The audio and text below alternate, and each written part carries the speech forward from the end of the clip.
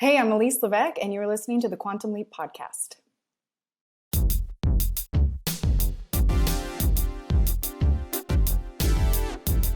Hello, Leapers, and welcome to the Quantum Leap Aftershow. I'm Albie, and as always with me is the Master of Maths, Hayden McQueenie. Called it. Called it. And this week, our special guest is from the Quantum Leap podcast proper. You may know him as the author of the Quantum Leap novel Foreknowledge, or the host of the Quantum Leap podcast. His name is Podcaster X, Christopher DeFilippis. Hello, Christopher DeFilippis from the year 2022. From the year 2022? I tell you, I cannot wait to interview you for when we do your book on the podcast, Chris. That's going to be a lot of fun getting into the timey-wimey, wibbly-wobbly stuff. Hey, yeah, so I think that everybody must at this point be somewhat familiar with me. I don't know if we have the same audiences for the after show and for the podcast, but if you don't know, Albie is the father of all of this. So he started the Quantum Leap podcast. He stepped away for a little while, and then I took over with his blessing. And now Matt, Allison, and I are co-hosts, co-equal hosts.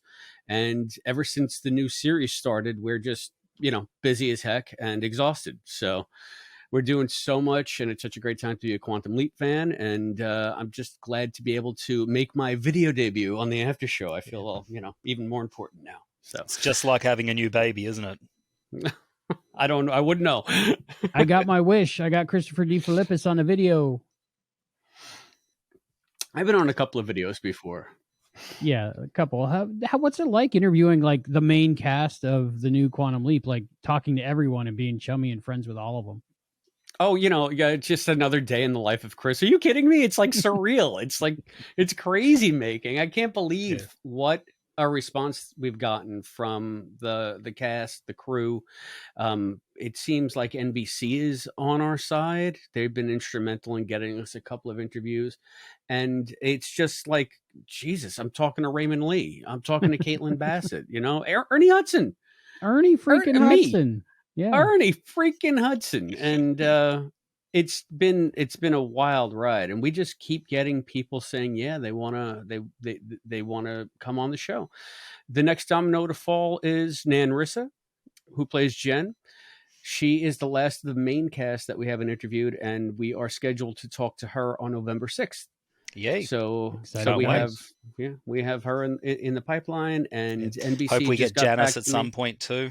Yeah. Well, NBC got back to me with both Janice, who is Georgina Riley, and with Martin Gero. I hope I'm saying that right. Maybe it's Gero, but Gero probably the I've heard. Yeah.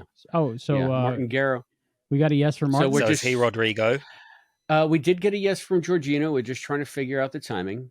And Martin, NBC is reapproaching with Martin. So we have nothing concrete with Martin at all.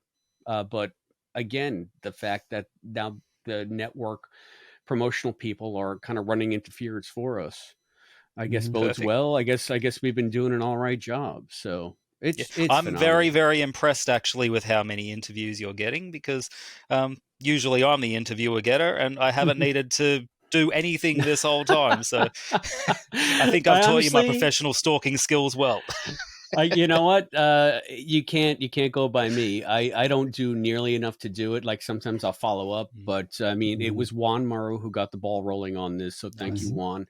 And then Matt Dale, another one of the podcast hosts, if you're not familiar, he has just run with it, and he has been keeping all the schedules and all the timings, because we're 5 different people in 3 different time zones trying to talk to people in another time zone. And, it's just like everything has just got to work, and we want to put our best foot forward and not screw something up because we were an hour off or something like that. And Matt is like got the spreadsheets, and it's automatically says what time it is for who, where. And he's been really, just killing it with that stuff. So this is all boring behind the scenes production stuff, but yeah, we didn't mean to end up recording our our producers meeting, but I'm sure people like a behind the curtain look every now and then. Matt's been a machine when it comes to getting guests. He's been great, and it's been so great to hand that over to him, and he's just like ran with it. And we're getting more than I know. Like every morning, I get a interview update list, and I'm just loving it. What was great about all these interviews is even for the main cast, I'm usually there in the background, barring a hurricane or something. So I get to see him and interact with him and talk to him. I don't end up in the final cut, but I'm there. So, I get to chat with Ernie Hudson for a couple seconds and tell him he sounds good and stuff.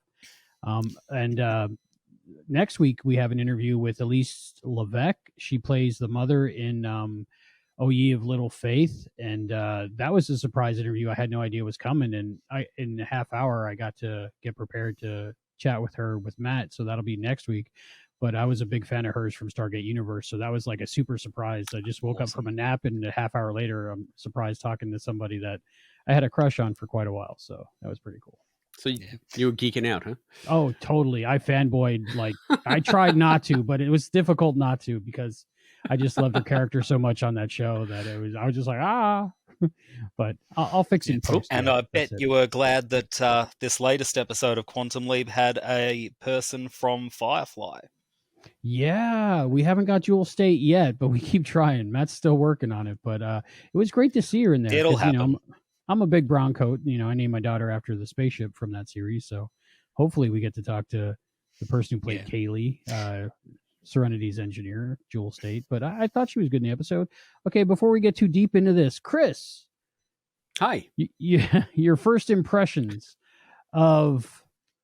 Like an Earthquake, What a Disaster. What a Disaster! One of those titles of the episode. We called it all three on the podcast, and I've gone on record already, so I can't walk this back because I still believe it. I believe this is the best episode of Quantum Leap since Mirror Image. Whoa, I loved this episode. Wow. I loved everything about this episode. So I'm not, I try not to gush. Especially when we're doing the podcast, because you want to be measured and you want to have a good discussion, not just fanboy out. But this one just got me on every level. Absolutely adore it. Well, you're on the wrong show if you don't want fanboying, because I think there's only been, one or two episodes where we haven't given full marks so far. So, yeah. But I think the stars must have aligned, actually, because there's not much that Chris and I actually do agree on. But I also think that this is the best episode we've had so far of this new season. Mm-hmm. So, yeah. I would agree with both of you. It was a great episode. To me, the pacing was better than the previous ones. And it felt more like Quantum Leap. It felt more like a classic episode of Quantum Leap, just with a different cast. And I did like the back at the headquarters stuff this week. Like I did not like it last week, but this week it just seemed to work. Maybe because they were just doing something different. I don't know. Maybe it was Ian's outfit. It could be anything. But I definitely like this episode. I was trying to think of the original pilot and compare it in my brain, and it took me like 2 or 3 minutes to think about July 13th, 1985, or whatever the title was. I was like, what was that one about? Yeah. Oh, bank robbery. Okay. Yeah. This was a much better pilot. I have no idea why they didn't go with this. Maybe it just wasn't good until they did the reshoots. I don't know. What do you think, I actually have a theory on that. All right. I think that the reason they did is because they might have had, say, the first 12 or so episodes, because that's what they had ordered, planned out for what was going to happen. But it's always a good idea to try and stay on an upward trajectory. So by putting an episode that might be considered somewhat weaker in terms of the leap as the pilot, then there's this good chance that there is going to be some upward progression throughout most of the season. So that's the only reason I can think of. But the thing is, people will always remember what they've most recently seen. So if they try and keep doing something better every time, then there's going to be more what the equivalent of water cooler talk is in 2022 as time goes on. And that is what we want to see. We want to see the snowballing effect. So I don't know if I buy that interpretation, only because it's a pilot. You get one chance with most viewers. You don't want to put a subpar episode on purpose to introduce somebody to a show. And just by every indication, the Earthquake show pilot, I guess, was far superior to the reworked pilot. The only thing that they changed was the engagement party in the beginning, from what I understand. Okay, so before we get forward, can I just get a question out of the way? Did either of you read the original pilot script before having seen this episode? Yes, I have. Did you read it, Chris? No. I'm with Hayden. I didn't read it, Okay. and I purposely didn't read it because I don't like spoilers, and I wanted to see whatever this turned out to be without bias, without any kind of preconceived what it should have been. And I'm glad I did, because I don't know if I would have been affected by the episode as much had I known some of the beats that were coming. Did you read it after? Haven't yet. I want Okay. to. I'm going to see if I can dig up a copy now that it's probably readily available online. Mhm. I probably just have to Google it, but Or ask a friend. at this point, I'm just trying to keep you guys out of the loop. I don't want to incriminate anybody. Yeah. Plausible deniability. Right. I think you made the right decision, Chris, because as I was watching it, even the first time, usually the first time I watch Quantum Leap episode, I just watch it to enjoy it. I try not to be critical or analytical at all. But having read the script and experienced the story before, while I was watching it, it was kind of like the experience of going to see a movie of a book you love. So it was, and also I was looking for, okay, what was the new stuff? What was the original stuff? And I was trying not to, but my brain couldn't help but, turn the cogs and try to do it. So you made the right decision. The genie's out of the bottle. There's no way you can unread it. Even just the knowledge that this was the original pilot, I think we all were trying to find, all right, what was the old footage and what was the reshot? Because with that knowledge, it's bleedingly obvious that the reason that they had the scene where she had to change over the hand link was because of the original footage with the old hand link in there. But having said that, I wonder if people who didn't know that this was the original pilot, if they would have felt that there might have been some sort of chop and change going on while watching it. I don't know if they would actually notice or not. I think the only clue is the bad wig that Jewel State was wearing in the reshoots. It was horrible, and it didn't match whatsoever to her hair in the original Vancouver shots. Mm-hmm. And that was a really bad continuity thing. And I think I would have known even if, because I mean, one looked like her natural hair just done in a bad 80s style. And then the other one just looked like somebody found a wig at a local Goodwill and said, yeah, go with that. It's like props thought that hair would take care of it, and hair thought props would take care of it. Nobody took care of it. And Jewel had to go to the local Goodwill and get a wig and try to do her best with it. I don't know what happened, but it was just horrible. Well, Quantum Leap is known to do stuff like that, though. I mean, think of MIA and Beth's ever-changing hairstyle. That's true. And the fact that it gets shorter in one scene and longer in another. So they definitely need a wig master for the series. You didn't notice that? I hadn't noticed. I hadn't noticed that Jewel was wearing a wig or not. That's one thing that right over my head. But yeah, maybe I wasn't studying her as intently as you were, Albie. It was as bad as the wig that Sam wears in Disco Inferno when he's jumping off the building. It was pretty bad. So I don't know. They just need a wig master. Maybe they don't have one. So but and the makeup was different. A couple things were different, but I don't think I would have noticed as much if I hadn't read the original pilot script. I do recommend reading it, because, oh my goodness, it's such a great script. It had me laughing, excited, crying. By the end of the episode, I was bawling, and like happy tears and sad tears at the same time. So I understand. I guess the feeling was NBC thought the original pilot wasn't strong enough to start the series, but I'm not sure why. To me, it turned out great, and it would have been great if it was shown as written too, I think. Well, Albie, while we're on the subject of the original script then, what can you remember was actually different, apart from obviously the scenes at the project, which would have been in the pilot anyway? Yeah, the headquarters scenes were totally lifted from that script and put in the repilot of July something, 19 something.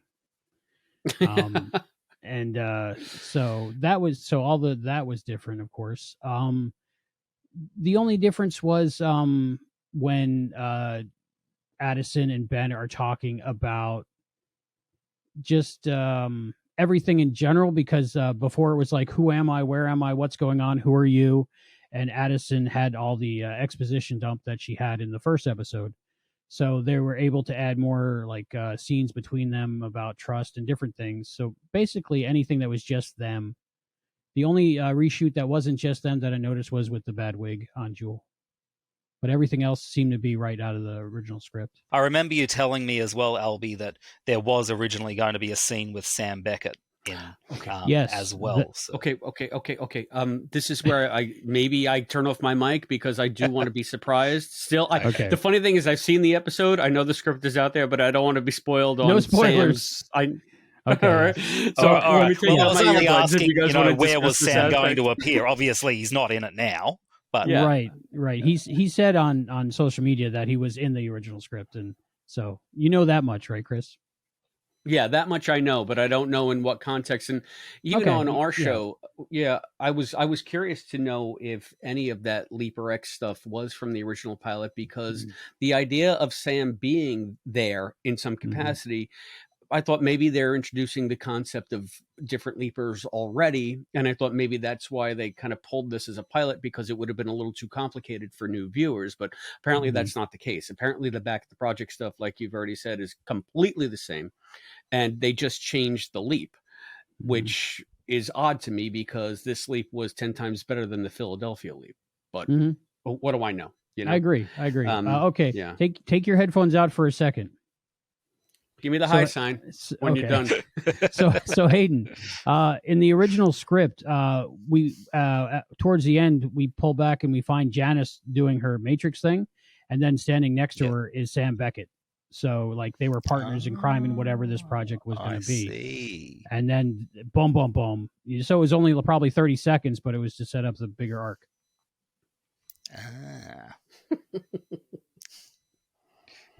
And that's where the Swiss cheese came from. Okay. Here you go. And he was dead the whole time. That's why Haley Joel Well, Osment having was said in there. that, I think I know why Scott Bakula turned it down, if that's what it was. Really? You think so? I don't know. Well, we'll see. We'll find out what Chris thinks after. I would think I'd turn it down if that was all it was.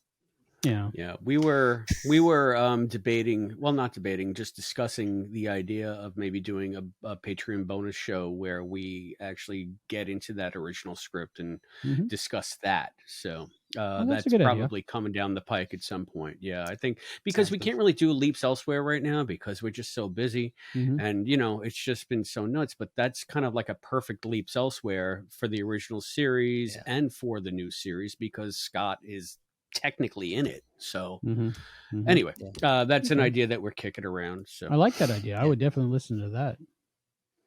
Yeah. So something that surprised me about the stuff happening at the project, why were they so shocked that there's another Leaper around?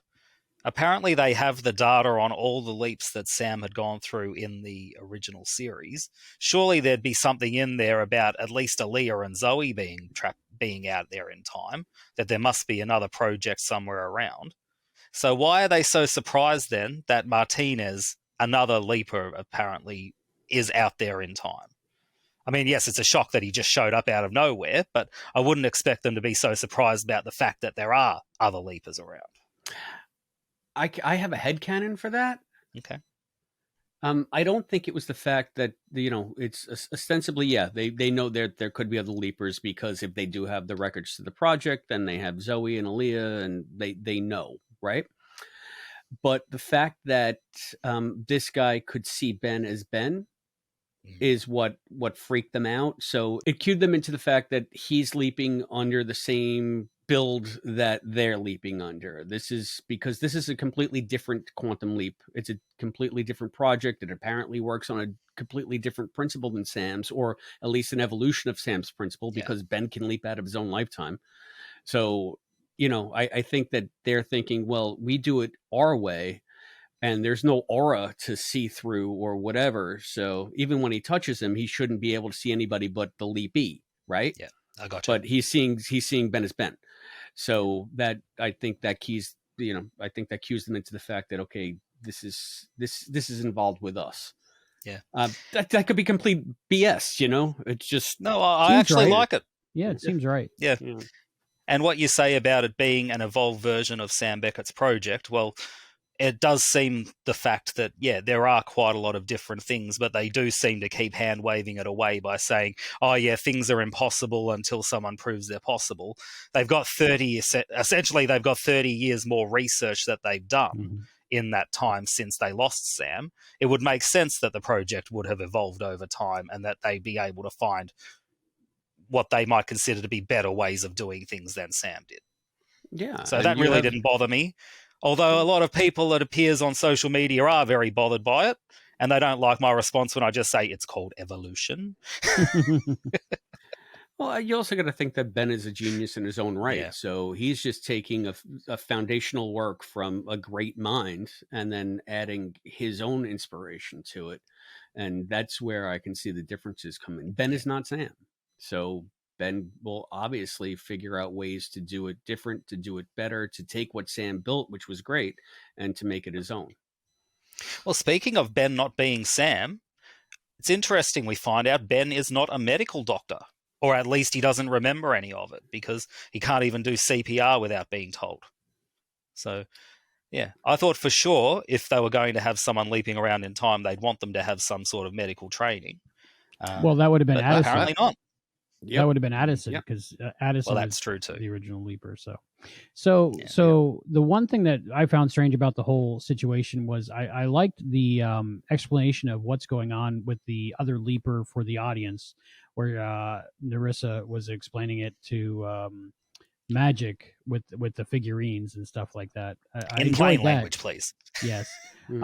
But it was weird that everyone else was so behind what Jen was saying, because I would think everybody working on a time travel project would have probably at least as much knowledge of time travel as us who watch Star Trek Voyager would, So it was weird that she was the one that had to explain it to everybody else, because you would think, being a military operation, there would have been a person in charge of what possibly could happen, like those books that if this happens you do this. So somebody had to think of that happening, of a future leaper interacting with a current leaper, because once you have time travel, I mean, I tell you, I mean, that it seems obvious in retrospect, right? And I understand why they had that giant explanation scene, because John Q. Public, nobody could understand this who's watching mainstream media, right? But so, yeah, of course, they had to spoon feed it, and they always spoon fed stuff in the original series too. So I didn't think that was too different or too out of character for Quantum. But I had not considered the fact that it could have been a leaper from the future, from the same project. And that was my genuine ooh moment when I was watching, because what I loved about the Back to the Project stuff this week was that it got into like the mechanics of the time travel, and it was all about the time travel. So it was like it was written for me. And I know that might sound selfish, but yay. Yeah, the exact same things were going through my mind too, Chris. I did actually have an idea in my head that maybe some of the other leapers that have popped up, like Aaliyah, Zoe, and Martinez, had actually come from some version of the original project, simply because of the fact that, everything they did was so similar. So it had crossed my mind, but it was also something that I kind of disregarded at the time. So yeah, you do have to take every possibility into consideration, especially because not even the people at the project know, and pretty clearly Janice doesn't know either, because we've found out in an earlier episode she's running all these simulations to find out what are the people at the project likely to do in the near future. My theory is now that she's obviously trying to stop Martinez for some reason. Maybe she's hoping she can do some, preventative measure stopping him from even making that first leap. And maybe Ben leaping is another contingency if she can't stop him from ever going, then maybe Ben can stop him while he's in the past. That's kind of my thought process behind what Ben and Janice might have been thinking. Yeah, so, but we haven't seen Janice for a while either, so it does make me wonder what is going on with her. She's in her alternate secret lair. My first thought when we saw Martinez was, being that we did see Janice working on a separate but similar project, was that it was either Janice or someone working with Janice. But then, that was at the end of Salvation or Bust. But by the time we got to the next episode, I ruled that out. And I did not consider Martinez as being a leaper from the future. I just thought like some other project, but it totally did make sense when they explained it. And if you're worried about things from the future coming back to bite you, well, you just take a bite back, because you could actually program your phone now to get a can of Campakes from the future, and you can take a bite out of it before it'll take a bite out of you. Go to quantumleappodcast.com/Campakes and follow the affiliate link. That'll help out the show.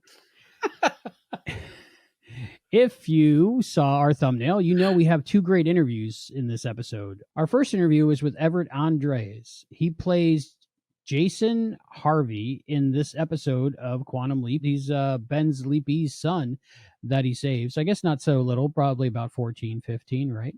And he was really great in this episode. We have him on the show. And then also we have an interview with Marquise Vilson. And that's an interview that Chris did. So that's coming up later in the show as well. So let's go to Everett Andres now. And we have our newest member of the Quantum Leap podcast team interviewing him. And that would be my favorite person in the multiverse, Serenity.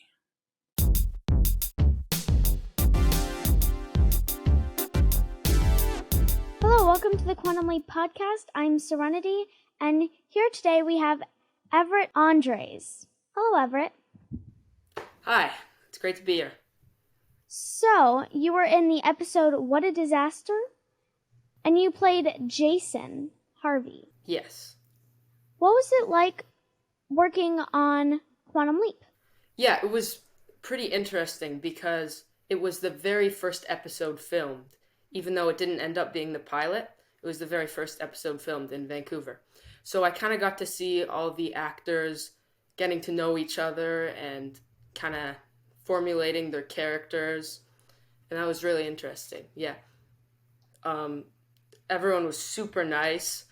Raymond, Caitlin, Deborah Pratt, Helen Shavers, all the writers, they were really nice and all super excited because, I think everyone was big fans of the original show too. So everyone was just really excited about this project, yeah.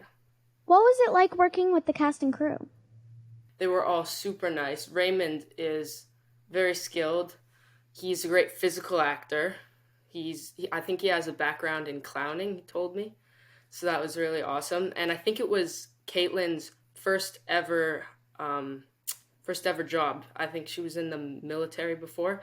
So it was really interesting to meet her, and she's a great actor. I heard that you are a gymnast. I am, yes. I train 25 hours a week at Vancouver Phoenix Gymnastics. I do all 6 events, floor, pommel horse, rings, vault, P-bars, and high bar. And I love gymnastics. I like all sports. How did you get the part? So I did the first audition. I think it was about 3 scenes. And then maybe I didn't hear anything for a while. I think a couple of weeks later, I'm not sure how long it was, I got a Zoom call back, and I had very little prep time, and I think it was like the next day, and everyone was on the call, the writers, the director, the producers, and Helen was really encouraging, but she made me work for it. It was, she challenged me a little bit, but I think she really liked me, and at the end, the main thing that she wanted me to do was to stop growing, and she told my mom to stop feeding me. That's actually really funny. How did you get into acting? My brother has been an actor for a long time, way before me, and I went along with him to auditions sometimes, and here and there I actually booked a couple like very small things, and I really enjoyed being on set, but I wasn't too much of a fan of the audition process. And then COVID hit, and we started doing self-tape auditions, and that's when I told my mom I really wanted to do acting. I enjoy self-tapes a lot more than in-person auditions. I think I can bring more to the table there. And I actually started booking a lot more and bigger roles, and yeah. Do you have any upcoming projects in the future? I do. I just filmed a Christmas Hallmark movie called The Holiday Sitter. Which character did you play? My character name is Miles, and it comes out December the 11th. What was your favorite scene to film? That's a good question. I think my favorite scene was probably when I got to walk through Addison as a hologram. That was pretty interesting. It was the first time they ever did that. So I filmed it where I just walked through and she wasn't even there. And then they had her and me go around, and it was a little challenging, a little tricky because it was their first time ever doing it. There was a couple of problems, but it was really fun, yeah, and really interesting. And I also really liked the stunts because I got to run out of an earthquake, and they had real like stuff going off and stuff falling. It was really cool. What was it like pulling the beam off of Raymond Lee? So the beam was actually not heavy at all. I think it was made of foam or something. So I had to mime that I was lifting really hard, and it was actually super light. So, yeah. It's like you had to act like it was like so heavy, though it wasn't at all. Yeah. Were you part of any of the reshoots for the episode? I was not, no. What was your favorite role that you've ever done? I don't know if I can pick. I mean, I enjoy all of them. Maybe Lost Ollie. I did a project a little while ago with Peter Ramsey, and it's out on Netflix now.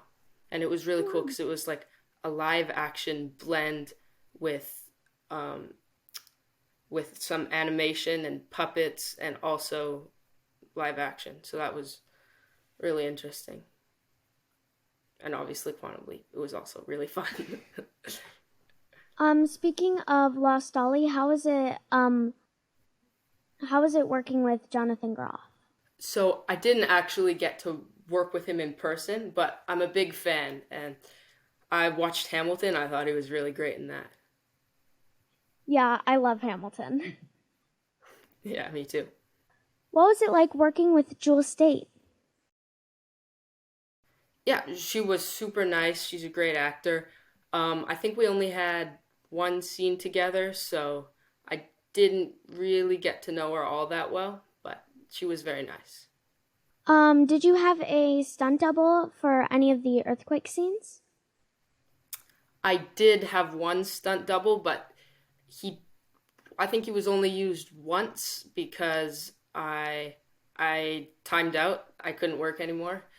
I pumpkined, so they used him for the running down the hallway scene when we're running out of the building. But I did all the rest. Wow. What was the set like?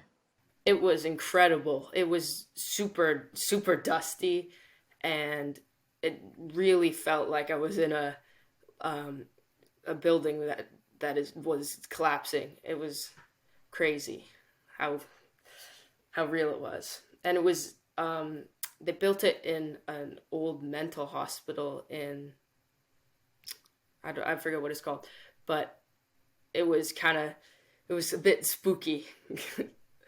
Yeah. How was it like doing that emotional scene with Raymond? I really enjoyed it. Yeah, such deep emotional scenes are really fun to do. You have to really get into it before though, so I had to be breathing heavy and really thinking about my character and the suffering that he's going through and what's going on with his family and everything. Yeah. How was it like working with the director? She was amazing. She's like incredibly nice, and she's very talented, and she's a bit of a Canadian icon. Do you have any stories from the production? I do have one thing. When we were at the haunted mental hospital, Caitlin was a little afraid to go to the bathroom by herself, so I went with her. So we took a trip to the bathroom together because she was scared to go by herself. It's funny. What's it like being a guest star on a pilot?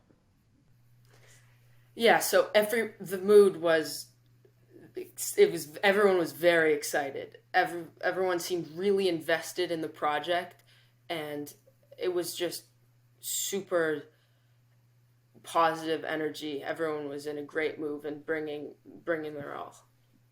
Yeah. What was interacting with Deborah Pratt like? She was very, very nice.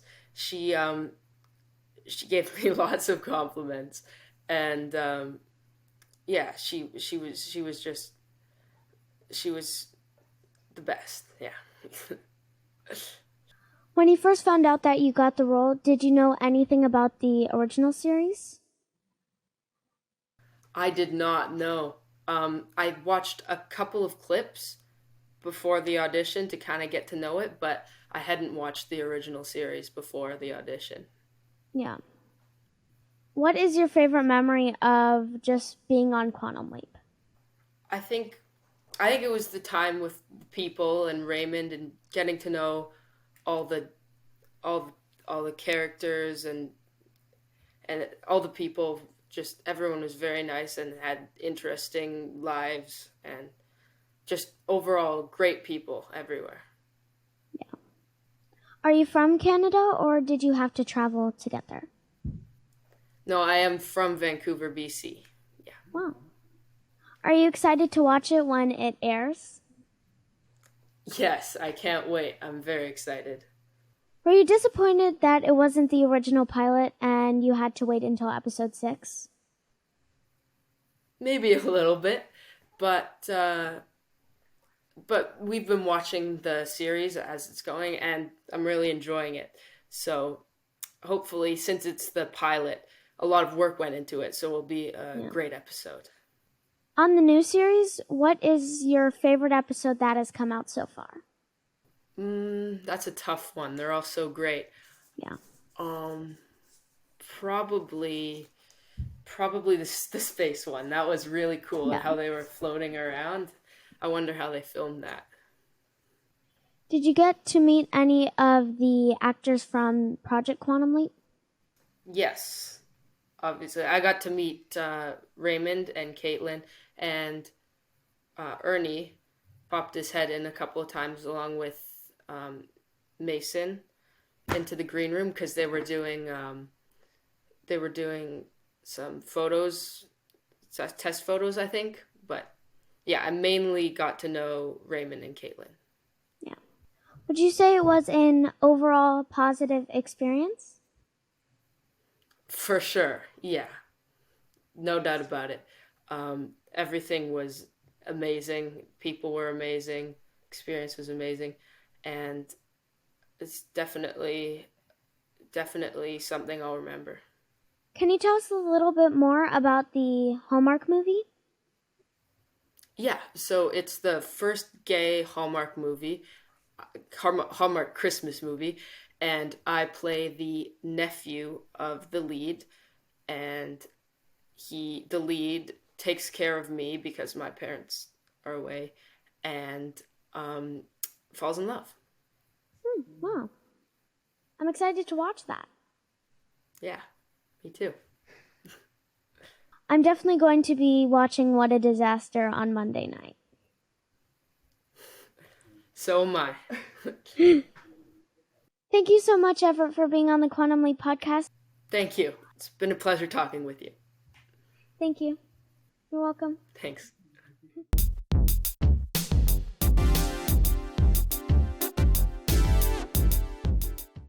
And we're back. Wow.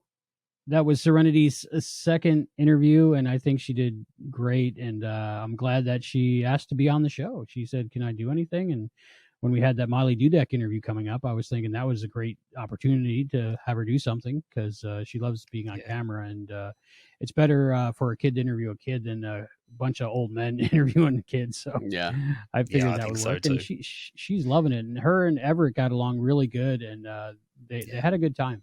So mostly, Serenity's obviously a natural. I reckon she's going to end up being the next Oprah. yeah, maybe, hopefully, and she can take care of me in my old age. That would be great. Yeah. And That'd be Everett great. too, such a seasoned performer already for someone so young. What did you say? He's 15, is it? And then Yeah, I think he's 14, the actor, and he's got. I'm very interested in that Hallmark movie coming up, because I love those cheesy Christmas Hallmark movies. And so him being in that is pretty awesome. So we marked it on our calendar, December 11th. We're going to check that out as a family. We're going to watch that. Which reminds me also, we need to start organizing our podcast for A Little Miracle for 2022. I think we're up to like level 8 of Inception or something like that. And got to figure out who's going to do that one, someone who hasn't done it yet. And we need to try and find an interview. But I'm hoping we can organize something. November 1st, we usually start that. And if it's by November 15th, if we haven't, then we missed that year. But it'll be great this year. I think we're going to go for 12 hours. What are we at now? 8? Something like that? Something like too that. many. Yeah. Yep. Chris deletes I would love one day, maybe next year, whoever's hosting it will have to listen to the whole lot and then commentate on what they've just heard from the 12 or so hours. We should do a commentary for it. We should do a commentary for it. So there's already a commentary in there what? from the writer, but I mean a commentary of the podcast. Yeah, that's a great. Yeah, 24. And you know what? I don't think Serenity's done an episode of that one yet. So coming soon, when Zach's old enough. I think she did a couple of voiceovers, but that's about it, wasn't it? Yeah, you had her in a part or something like that. All right, we're back. Serenity situation. She's just a natural. It's like she was born of two podcasters and raised on the lap of a podcaster while podcasting. So she's got something there. I really loved it. Okay, let's get back to this episode. And what a disaster! What a disaster! It was like an earthquake in there.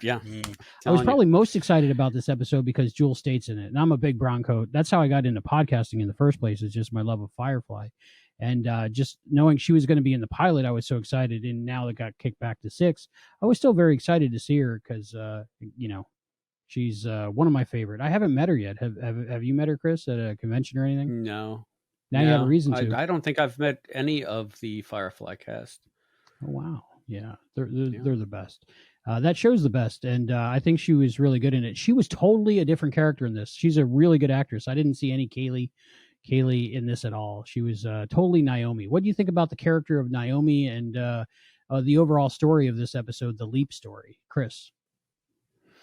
I enjoyed the Leap story. I don't know if it was for Jewel. I love Jewel. I think she's great. I think that if anybody had a kind of by the numbers quantum leap role in this episode, it was Jewel, because she had to play the foil to Ben's leap. So she was sort of the problem he had to solve, but then she got sidelined because of all the earthquake stuff and then the Addison stuff, and going back into sort of Ben's backstory, which we hadn't seen yet on the show, or very much of it anyway. So I thought that Jewel was fine. And I honestly wish that they had given her a little bit more to do. Maybe there was more to do in the original pilot, but this is just the way they could make it work for the reshoots. So they had to pick and choose and put all that connective tissue in there. And in a way, maybe she had one of the most thankless tasks, because she had to come in and make this hodgepodge work. And I'm wondering, since you were such the wig spotter, Albie, could you figure out which scenes were from the original shoot and which scenes were from the reshoot? Oh yeah, the whole time, because the makeup and hair was different, so it was pretty obvious. And another clue was a lot of the reshoots were very tight shots. Like they went to somewhere on the back lot and found a wall that looked like a wall, and lit it real quick, and then did the shot there, or like in a tunnel, or someplace where they didn't have to make the whole earthquake set be. But anything that there Mhm. was really earthquake in or people, for the most part, that was from the original. I would like to see maybe hopefully on the Blu-ray set when it comes out, if they have the original cut on there, that would be great. Oh, they Because- have to. They have to yeah. release that at some point. And it was a great story too. This story was just as good and similar, but different. But I would have liked to see the original eventually anyway. Hopefully, or a friend of ours send it to us. Either way would work.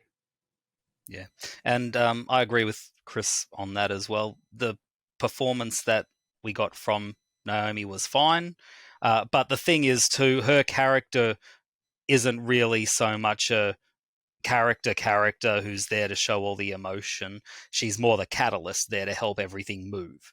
So that's why, her performance doesn't stand out as much as some of the others, like Everett's and like Ben's, because of the fact that, she's just there to create this situation why the kid has wanted to run away. And yeah, so the fact that she's the catalyst is the explanation of why maybe her performance isn't as memorable as some of the others. But for what it was very well done. I think she did really good on many levels, just because there was that emotional scene when she was talking about how, she feels like she's trying her best and trying to make the right decisions, but her son seems to hate her. And I can identify with that as a parent. Not that my kid ever hated me, but just like always trying to make the right decisions. And sometimes the right decisions at the time end up being the wrong decisions, but there's no way to know it at the time. But like parental guilt is a real thing. And when you make life-changing decisions for your kid and it doesn't go the way you hoped, it just kills you inside. So that scene where she had that and talked about that, I really identified with that, and I thought she nailed it. I thought she did really good with that. And as for the rest of it, she seemed kind of emotionless. And then on my second viewing, I realized she's just been through an earthquake. She's probably in a state of shock. So that's probably what she was acting. And I think she did it really good because she was trying to do the next thing that she could, but also, literally the world's falling down around her. And so I think she nailed both things. So I was very impressed with her in this episode. That's an interesting perspective that you bring that I can't, and I guess Hayden too. The parenting aspect of it, and what she's going through as a mom, as opposed to just as Hayden excellently said, a catalyst for the plot. Because I didn't really think about it on that level. I guess maybe because I don't have kids, So it was just like, oh, this is you just have a story Penny. Beat to me. Yeah, Penny. Yeah, but she'll be happy no matter what I do. Penny. It's okay. Penny. Yeah, parenting is like 90% guilt and 10% joy when you get the things right and they're smiling at you and they're just happy. So yeah, it's a rough situation, but it's totally worth it. But I think she's a parent, if I'm remembering from social media. So she probably was able to pull from her own life for things like that. Yeah. But yeah, I was the only thing I was disappointed about this episode is I remember before I had read the script, I heard she was in it and I heard the character she was playing. I was confused. I thought Naomi was going to be Ben's ex-wife, soon to be ex-wife, not the Leapy's soon to be ex-wife. So I was hoping for a recurring role or something, but no, she's just in this Leap. So that was a disappointment. But other than that, I really liked it. What do you think of the Ben and Addison evolution of their relationship in this episode? I loved all of the Ben and Addison stuff because that is where we got the real heart of the episode. I got my geek on back at the project, my timey-wimey fix back at the project, but I watched the episode 3 times before we did the podcast, and every time it made me cry because getting Ben's backstory and getting to see a real emotional beat between him and Addison. And Allison pointed out this scene, which was an amazing scene where Ben is trying to, she basically says, you can't run away from me.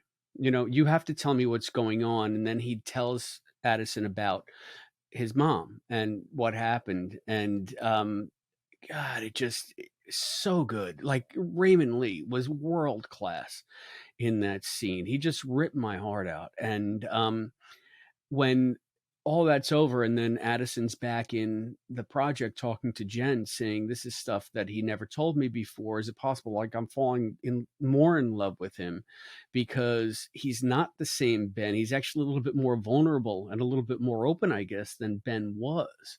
So it was just a terrific, not only evolution of their relationship, but I feel for the first time since the show's gotten started that I buy their relationship. Like, now I see them. I sort of started to buy it in Salvation or Bust because they were all horned up for each other.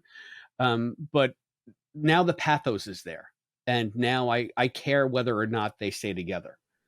So good job. Yeah. And I do 100% agree with you on that, Chris. Ray's performance was fantastic. And like you said, it really made you feel like, you know, Ben and Addison really were in this relationship. They are in it together. And they know that, you know, they're each other's only lifeline, especially Addison being Ben's only lifeline. You know, we are going to have to see the more vulnerable sides of both of them so that they trust each other well enough to be able to proceed. The only thing that I think I really thought they were treading a fine line in the flashbacks, because it's already very cliche, the fact that you know, they had a fight and then the mum dies, but also they're treading the idea of the stereotypes, like stereotyping where they probably shouldn't. The high expectation Asian parent, you know, you not Bayesian, you Asian, that sort of thing. I really think that it was only Ben's fantastic performance, you know, breaking up those flashbacks, which did make that bearable. Because I think that if it hadn't been edited as well as it had, then that scene really could have come across much worse than, thankfully, it did. I don't know if I agree with that. I agree. I even brought it up on our show. Is that cliche? Is that hack? You know, and I think that even if it is something like a story beat that we've seen, kind of like an emotional, it's almost like emotional blackmail, right? It's like it's just a way to manipulate you into caring and feeling bad for someone, but it worked, and Raymond Lee sold it. So I don't know if it was the editing that helped to augment that, but I really felt so bad for Ben at the end. I mean, because Raymond just was devastated, and Ben was devastated. Raymond pulled that off, and also when Addison's trying to get the story out of him, and she's like, "You don't trust me," and he's just like, "You're the only one I trust." It was just like, oh my God, like everything about all of those sequences was it was spectacular. So yeah, I get it. They could be a tired story beat or a trope, but I don't care. Yeah, I think we can say that in this case, the ends justified the means. I'm just saying that it's lucky that they did it as well as they did, because it could very easily have gone the other way. And I really enjoyed their interaction. And I think most of that, if not all of it, was probably reshoots. I remember being in the script, I think, for the most part, but it seemed different to me. But I don't know if that's because, you know, script to screen, there was differences. Or if it was reshoots. I'll have to go back and look at that. But I really enjoyed that. And the line of "you're the only one I do trust" is definitely new. I think most likely new. And it set off an alarm for me, because I've had this other theory going on. Theory time, theory time. Do theory time. Since the what was the name of the episode where they were bounty hunters? That was A Decent Proposal. A Decent Proposal. Since that episode where the father says the answer's right in front of you, and in the episode we're led to believe that the answer's right in front of you of who his Raymond's girlfriend is. But I think what that is saying is it's an answer to the bigger question of why did Ben leap, and who is he going after? Who is he trying to find?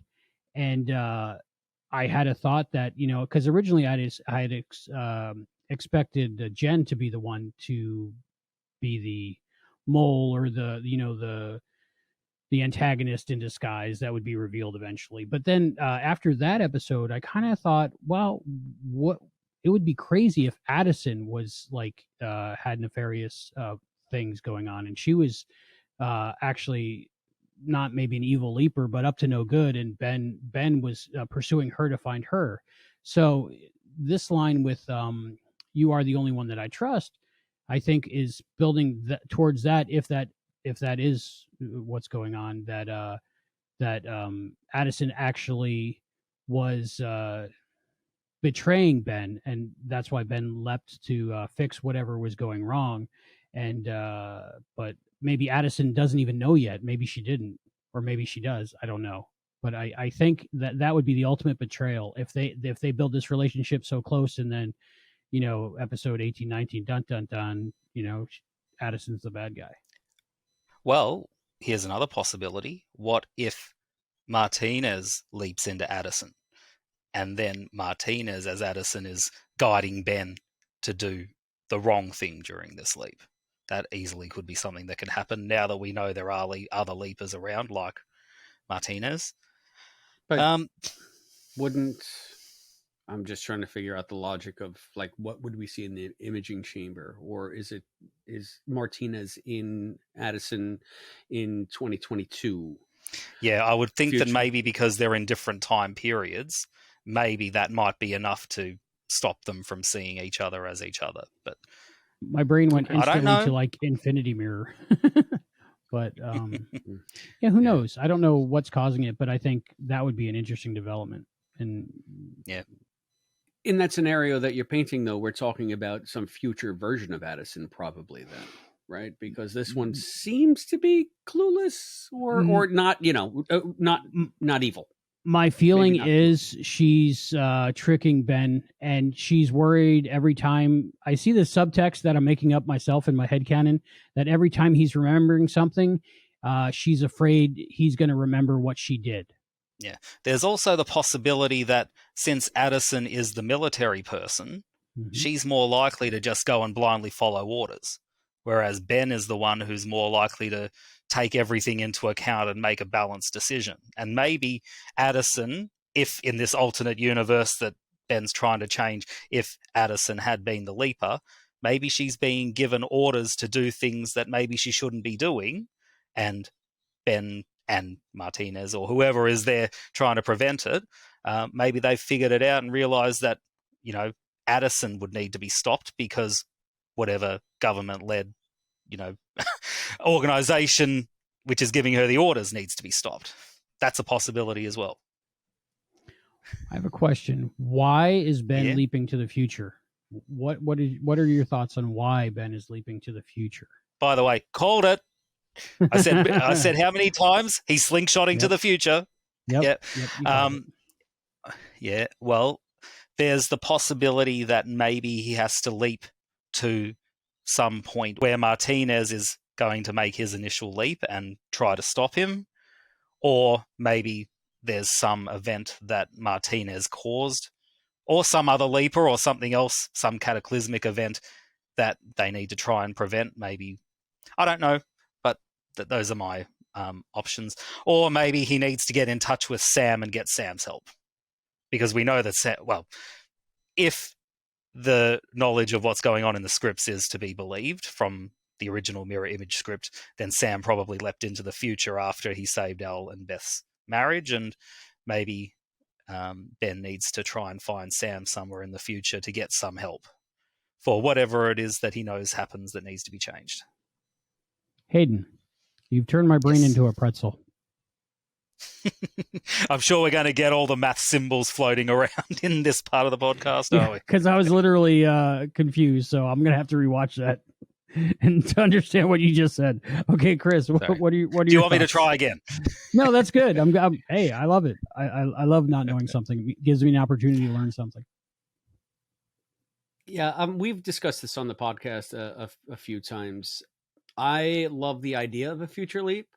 I love the idea of Ben leaping into the future, and I hope that they go cool places with that. Allison is fairly convinced that that big spot in time that they showed in, I guess, episode 3, when they discovered that Ben was leaping towards something, I suspected that it was Sam that they were looking for. And that spot in time is Cokeburg, whatever, Indiana, whatever, Pennsylvania, Cokeburg, Pennsylvania. Allison is under the impression that it is some kind of cataclysmic event, and it's some kind of cataclysmic future that Ben is set to try to correct. I don't know if I'm crazy about that. Like, I don't want them to leap and all of a sudden it's the zombie apocalypse or nuclear Armageddon or something like that. I think that would take the show too far into just generic science fiction territory. That being said, if Ben leaps into a future where that happens, how is he going to fix it? Like, I don't know how they're going to finesse that. So it's an open book to me. I love the idea of the future stuff. Love it. Absolutely adore it. I have a couple of theories about what you said just then, Chris. I personally don't think that it can be Cokeburg, Pennsylvania at the bar, because as we've discussed ad nauseum when we talked about mirror image, my interpretation is that it's something that was invented in Sam's head. So unless for some reason Ben needs to leap inside Sam's head, which I'm also not going to say isn't out of the realm of possibility somehow. I doubt that it could be the bar. But what you were saying about how is he going to go into the future and prevent something from happening in the future, my theory might be that he's got to go into the future, get some information about what's happening there, and then pass it back to the project so that at the project they can put things in motion to prevent it. Yeah, so, I mean, yeah, that makes sense. That makes sense. I'm just not crazy about that whole sort of, if that's the way it goes, I'm going to be a hard sell on a storyline like that. And who knows? I might see it and say, this is the best thing ever. I have no idea. Something in me rebels against that being the way this unfolds, though. I don't know why. It's the way I feel. Well, I think it'll all depend on the execution as well. Mm-hmm. I like how they set up that Ziggy predicts the future, because I was thinking to myself, how is the project going to be a help to Ben if he's in the future? Because usually the help that they give him is knowing the future of the past, the present, what happened and what can happen, and then he resolves it. So I think with that, Ziggy can still be a help to Ben if he is in the future. My vote is for Spacebar. If he leaps into a spacebar when he leaps in the future, I'm thinking Don had a great story that he was going to tell, and maybe they're using this season to get to where they left off on the last season. And whatever that story was going to be, maybe because I don't think we've seen a writing credit from Don yet for any of these episodes. So no, maybe, not yet. Or Deborah for that matter. Right. So maybe there's a story to tell that they're doing in a roundabout way, going to get back to where it would have been had it been season 6 in the 90s and not in the year 2022. Yeah. Can I just go off on a complete tangent? Something completely off topic from what we're talking about, but kind of linked to what we have been talking about recently in the episode. I think, Chris, in the main podcast, you were saying that there wasn't very much music in this episode. Something like that. Can't remember. But when he leaps in, there was a song that I actually recognized, and it was So Emotional by Whitney Houston. And yeah, I rediscovered that when I was doing the mashup for the episode proper, and I just didn't remember it when we had discussed it on the show. Yeah, but that's all right. The reason I bring that up, though, is because we were talking about bad wigs. And anytime I hear that song now, I immediately associate it with RuPaul's Drag Race, because that's probably that's the song that was done in the most iconic lip sync battle in the show's history. It's the one where Sasha Velour lifts her wig up and all the rose petals come out from underneath. So, yeah. I just found it funny that's all I could think about when that music was playing. Hayden thinks a lot about drag queens all the time. That's one of the reasons I love him. And that's why I love you, Albie, because you go down that route all the time. There was chatter on the dark webs this week, wasn't there, about anachronistic things? What were those things? I think one of the songs that they played wasn't out yet. And how was that radio, Chris? Was that radio accurate to the time? Yeah, I mean that radio looked like a 70s, 80s radio. Okay. I just Pretty saw safe. it before we got on mic tonight. It looked period appropriate. It was Okay. fine. So Yeah. what was the song? Do we know that? One of the songs? There was "I'm So Emotional" by Whitney Houston, and then I think it was a Depeche Mode song, and that might have Matt, been the one that wasn't released yet. Allison named it for me. Hang on, I got my. I'm pretty sure "So Emotional" would have been out because that was 80s, and this was 1989 in the episode, wasn't it? 89, yes. I remember that earthquake. Do you guys remember that earthquake? Did you hear about it over there, Hayden? Of course. Yeah. I was 3, so okay, so probably not as much. And on the other side of the world. That sounds like a title for a book. I was 3 and on the other side of the world. Maybe the opening line to a book. Anyway, first line of a book. The opening line. Yep. Okay, write that book, Hayden. I was 3. I'll do my memoirs of my time on the Quantum Leap podcast. There you go. I'd buy it. It was Depeche Mode's "Policy of Truth."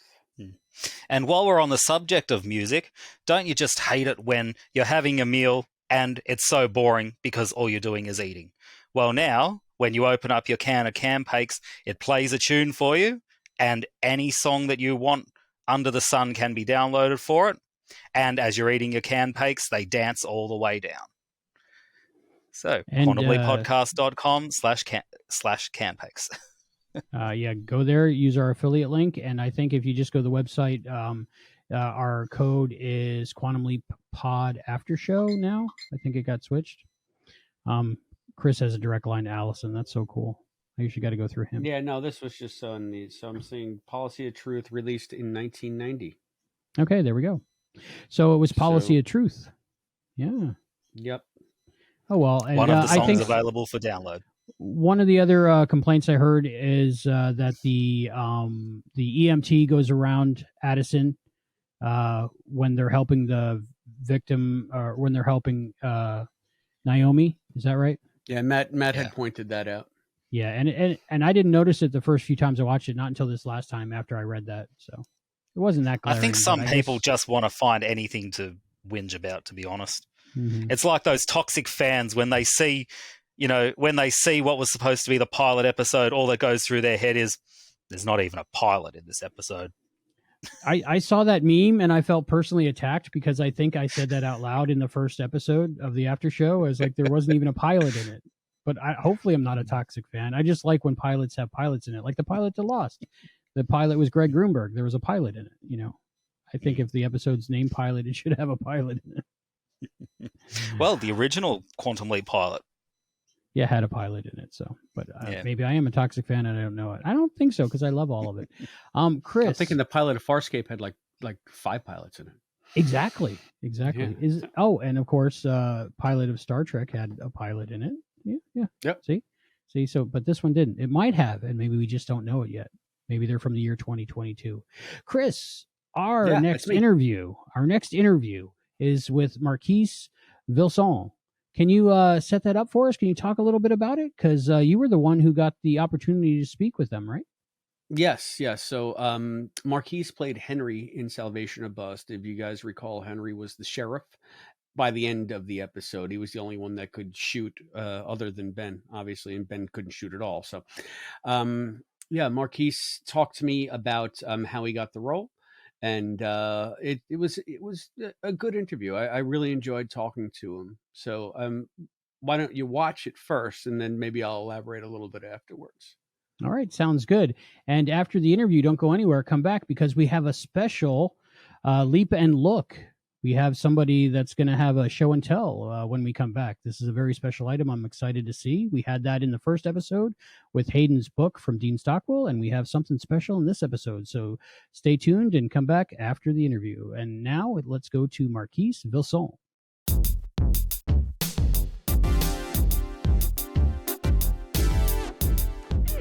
Okay. Oh, that's okay. You're still a little rusty, all right? Ain't nothing you can't work out with some practice. Trust me, this is not happening, okay?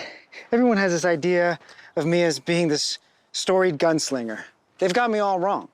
The person they see, that's not who I am. I know what that's like. The way I was born, I spent most of my life letting folks see me as someone I wasn't. Till one day I decided I didn't want to do that no more. I wanted to be seen for who I really am. And that's when I heard about this place, where people like me could go and be whoever they wanted. Their true selves. Salvation. So I picked up sticks and made the change that I needed to make and came here. And this town really was my salvation. And I will defend it until my very last breath. Then I better give this one more shot. Okay? Joining me now is Marquise Vilson. Marquise, welcome to the Quantum Leap podcast. Thank you, Chris, so much for having me tonight. Well, we're thrilled to talk to you because you were part of an event for Quantum Leap in general and an event for the new series. It's the first time we've ever seen a leap into the Old West, into the actual Old West. And you played the sheriff, or the eventual sheriff, Henry, on the program. And I just wanted to know a little bit about your background with acting and then eventually how you came to Quantum Leap. Yeah, so my acting career got started in 2017. I started out with something small like a web series, which eventually landed me an off-Broadway production, and then somehow a feature film with Julia Roberts that then landed me the role on Law & Order SVU, which I played a transgender military officer, or excuse me, sergeant in the military. And so fast forward anyway to this in particular character and how it came across my desk. In fact, when we finally got this appointment, they were looking to cast a Black trans man for the role. So I think that was the first thing that obviously stuck out, was that this character was intended to be trans. And specifically at a time like 1879. And so kind of thinking about what that would have meant as a Black person, as a Black trans person, and a queer person. 4 years right after Bass Reeves becomes a U.S. Marshal.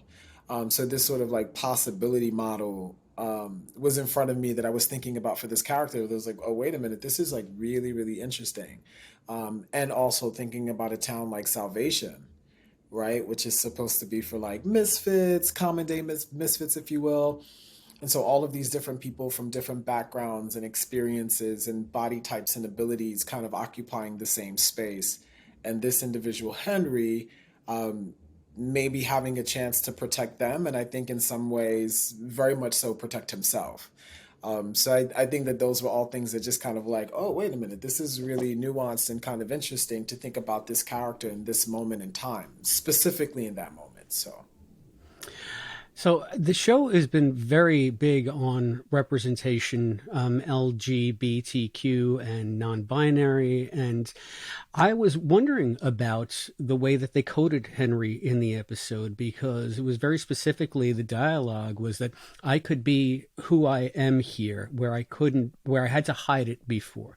And to me, I was wondering, okay, so were they alluding to the fact that Henry was gay, or you're saying that Henry was trans because that's your experience? How did you approach the character? And did you have a discussion with the writers about that representation, what Henry was supposed to represent?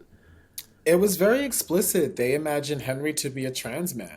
But it's interesting that that's your take, but also like gay, trans, like all things inside of like the queer umbrella, and sort of like this identity in a world and in a time where like that wasn't necessarily maybe as commonplace for people to see. So here's an opportunity to explore what that would look like. For me, the way that I approached it was absolutely through that lens. And so where was Henry coming from? What was his previous experience? I'd imagined maybe he migrated from the South.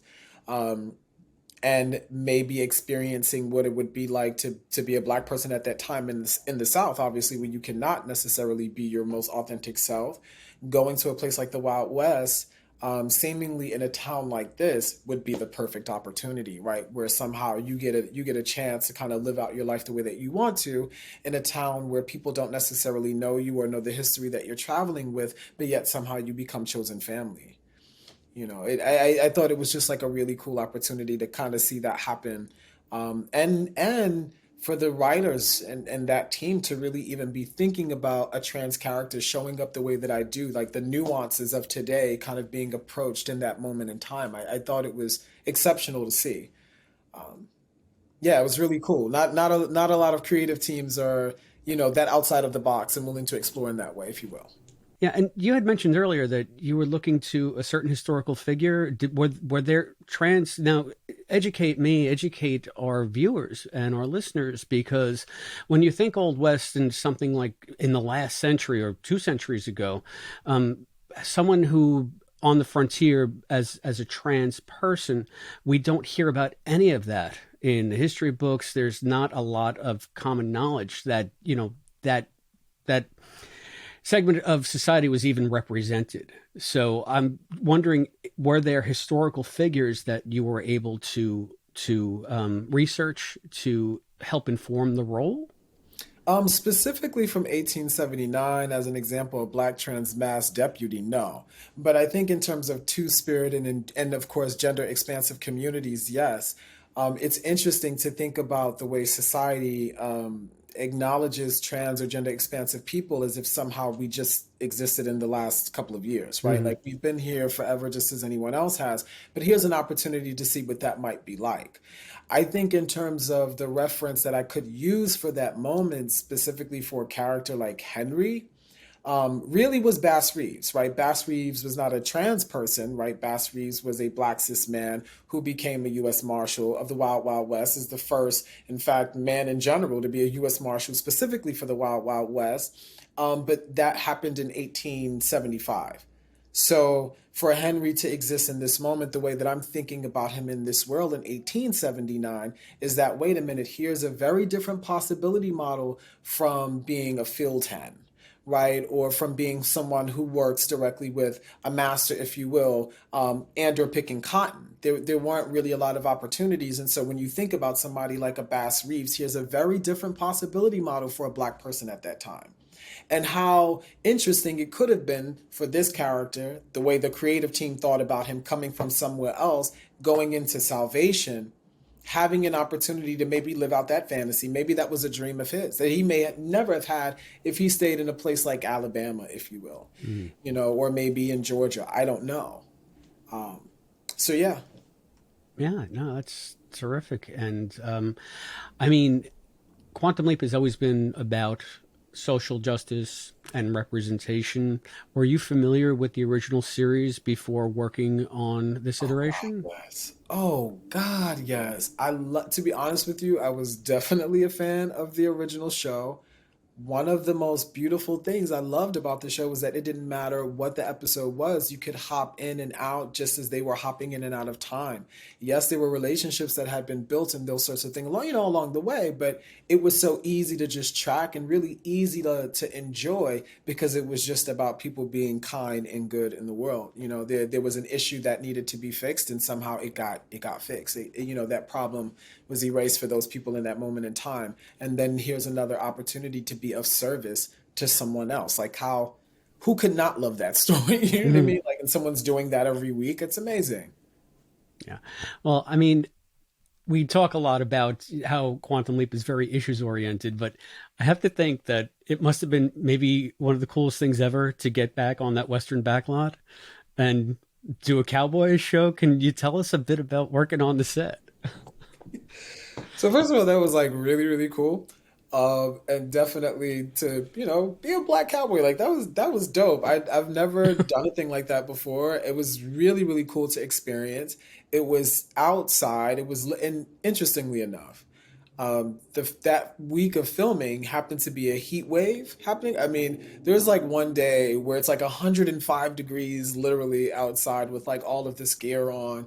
And then really processing like what it must have been like actually in the literal Wild Wild West for like people to actually be walking around with all of these layers on, literally given 105 heat. Like we're complaining we have like PAs to like bring us canned water. It's not that terrible if you think about it, right? But like also it gave you an opportunity to be in that moment. It was so cool. And there were real horses too. Yeah. Well, that was my next question. I mean, you personally were doing a lot of the shooting in the episode, crack shot, and also working around the horses and all that stuff. I mean, what was involved? Because there's been a huge focus on safety, especially gun safety on movie sets recently. And I was just curious to know what was involved in doing those scenes with the guns when you were teaching Ben how to shoot. And you also had the great moment up when you were doing the ambush on top of the building. So tell me a little bit about that. Safety was priority number one every step of the way. There were safety meetings for every single scene that involved any kind of make-believe firearm, if you will. There were, checks and double checks, obviously, of each of the rounds, clicking back, making sure that people could see that there was nothing inside of the barrel. It was definitely spot on in terms of training every single day. And also, after the scene was completed, as an example, let's say they said, all right, go ahead, you can go into holding. Immediately, someone from the props department was coming to take your firearm from you. So there was never a moment of like possibility, any room for error. I mean, they were pretty good about making sure that the space was as safe as possible. That's good to hear. I think that it adds authenticity to the episode because it's of the time, but at the same time, you can't help but think about it in a modern context. And I was really curious about that. The other thing that I wanted to know, get your take on this. Some of the costuming seemed a bit bright. I was thinking, when I think Western, I think gritty, I think dirty, I think dusty. And Henry had some really terrific outfits. So I was curious to know, like, when you approached the character, did you know how they were going to costume him? Did you have any say in that? Did you have any discussions with the costume designers about the overall look? So initially, I had no idea. But of course, approaching this character, it became more of a collaborative sort of process. There were actual references of like images with brighter color tones. So we were definitely curious about like, oh, did these kinds of color patterns actually exist at the time? Actually, there were some that were. But there was also a need to kind of like make this character a little bit more bright, and not necessarily so drab. And so I think that was intentional about like who he was. And also as someone who's kind of like at the top of the episode, kind of like blending in the background, like the significance of making sure that this is a very important character through something as simple as like maybe a mildly lighter color shirt, because at some point he becomes important for you to know.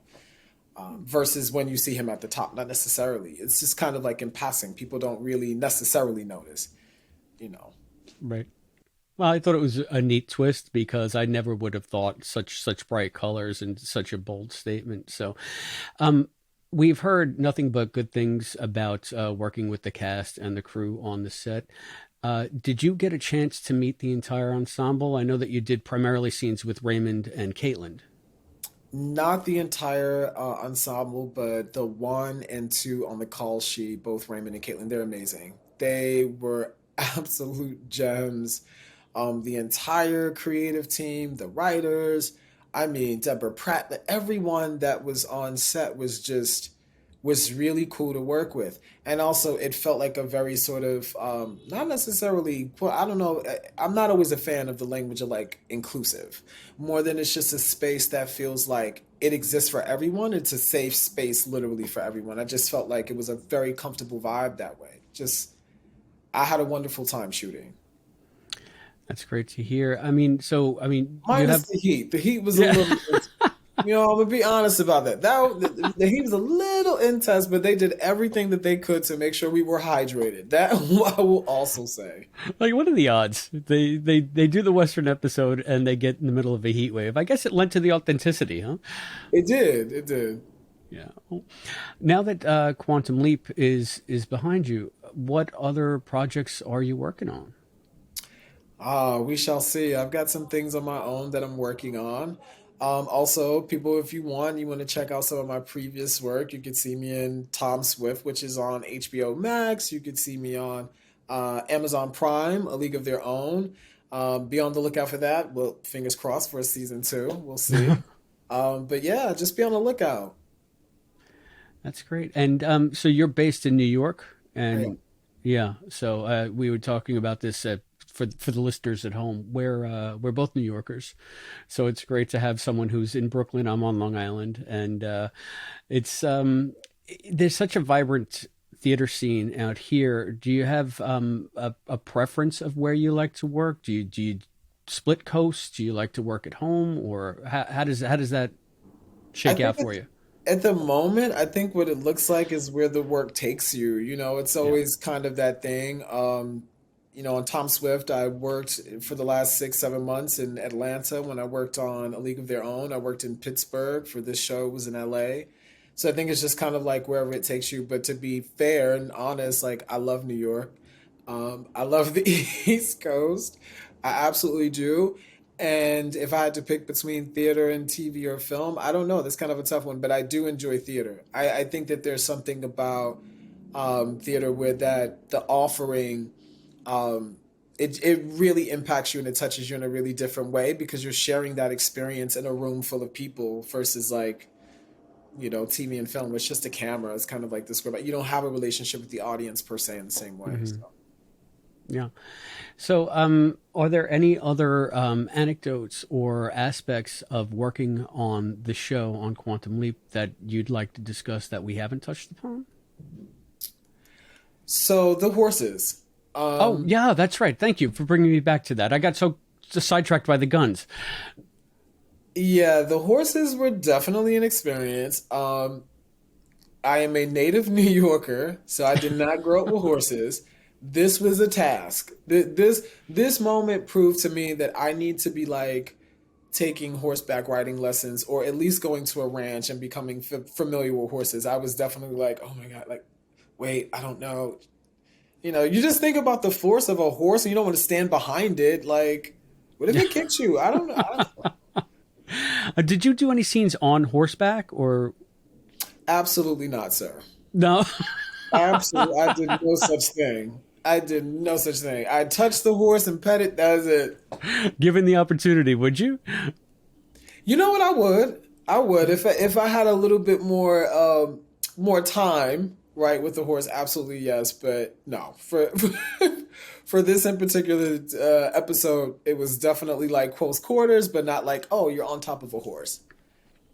Yeah, it was kind of amazing to me because we have also spoken to Mark McCullough, who played McDonough, the Black Hat, the bad guy. And he had to ride and talk in some of his scenes. And maybe you can speak to this. He was saying how fascinated he was by how trained the horses are, that between takes, they're just basically very calm. But even when they hear the word action, they all of a sudden get very animated. They get very. Was that something that you had experienced? That is absolutely correct. That is absolutely correct. There was one in particular horse that I was in a scene with Raymond just across from me, and literally every time they yelled action, that's exactly what happened. This horse like would find a way to be facing this way, like north, and then suddenly was pointing south. Like, what is going on? Like, totally did a whole just 360. But I mean, otherwise they were pretty chill. They were really cool. Yeah, another standout of the episode was the girl who played I'm blanking it, Valentina was the actress who played Valentina. Do you guys? I don't know that you've had any scenes other than crowd scenes, but what was it like working with her? Because she was a live wire. She was an absolute joy. I mean, I didn't have a lot of scenes with her directly, but I think just one-on-one, kind of hanging out, having lunch together, talking about our backgrounds, our experiences. I mean, this was quite a very down-to-earth sort of set experience, if you will. Not a lot of ego, diva-esque personalities like that actually didn't exist at all. Just a lot of people getting to know each other and talking and eating food and drinking water. Drinking a lot of water. That's great to hear. We've heard nothing but great stuff from the set. And one thing I'm actually curious about, because Quantum Leap in this current iteration, since the reboot started, has been so has been so careful to be inclusive, to have representation in various different communities. Have you seen an upsurge of fandom for Quantum Leap in the LGBTQ community? Is it something that the community is noticing? I would absolutely say yes. I think that when you start to recognize that some of your community members are also a part of a franchise or show, like you naturally kind of get curious. You want to support your people. And then even more than that, you go, oh, wait a minute, this is actually a good show. Like I've had a couple of friends kind of similarly, have the same experience and then go, wait a minute, this is actually a really good show. So yeah, I absolutely believe that's true. I could see why it's got another 6-episode order. Yeah, amazing. Yeah, it's really cool. And I think the other thing that I've been impressed with, and I'd like to get your take on, is that oftentimes in television, especially when you are doing an episode that has a character of a certain, like say non-binary or a certain sexual orientation, whatever, the episode becomes about that. It becomes an issues episode per se. Quantum Leap is not doing that. Are you seeing that as more of a trend? They're just representing people and having them exist like they do in the real world. And it's just not a big deal. It's just they're there just like anybody else is there. Do you see that trend? Do you see that as a trend that is increasing in entertainment media today? I think it's definitely a way that creatives now are open to approaching storytelling. And I think that there's a world that exists that's a yes and. I think that there's a little bit of both, right? Like there's some opportunities to kind of explore maybe some of those challenges or issues that people face. And then there's opportunities to see like, hey, someone enjoys a cup of black coffee, or maybe, you know what I mean? They enjoy going hiking or like whatever the thing is that they enjoy doing that is not centered solely around their gender identity and or their sexual orientation. I think through Quantum Leap, you definitely get to simply see people's personalities that are like super colorful besides anything that involves like their gender identity, Mm. You just get to see human beings being human beings, which is like really cool. That's the point, Yeah, it's odd that it's refreshing, isn't it? Like it should just be that way. Yeah. So, I mean, this has been great. Thank you so much for the insight because we have spoken to Mason and they were very pleased with the way that the show had been representing as well. So I just hope it's a trend that continues. And, the more that we get to see this kind of representation, just the more normalized it gets to everybody. And I thank you for playing a part in that because Henry was such a great character. And I was happy to see the way that the episode resolved and how you came out on top. Well, I'm grateful for that, and I'm happy to have added, one more notch of like actors who love the show and also, give it a check and a thumbs up, and really to reiterate like how important it is to have shows like this that depict LGBTQ queer plus characters as human beings. I really want to echo that Quantum Leap is doing an exceptional job. Yeah, and we're happy to have you as part of our community. And since you are a fan of Quantum Leap, I'm going to put you on the spot a little bit, and I'll cut this if you want. Do you have a favorite episode of the original series? Every episode for me is a classic, is an episode that I absolutely enjoy of like the first iteration of Quantum Leap. It's just such a good show. Yeah. Well, you're not alone in that conviction. We have a whole podcast and we've been going strong for a decade now. And we're just happy that our fan community keeps expanding and we're happy to have you as part of it. So, Marquise, thank you very much for being on the Quantum Leap podcast. Thank you so much.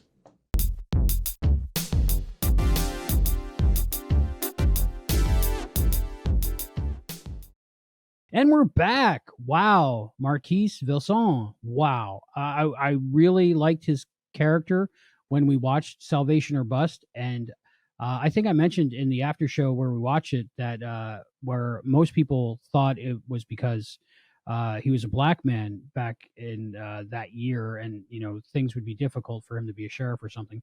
But from his monologue or short monologue, I thought there was more to it. And I think, Chris, you might have mentioned this on the podcast as well. I think we both thought that he might be a gay character. Right. Yeah. And so it blew me away, obviously, when I was talking. He said to me, I'm a little bit embarrassed, but I had no idea that Marquise was a trans man. Yeah. And I didn't either.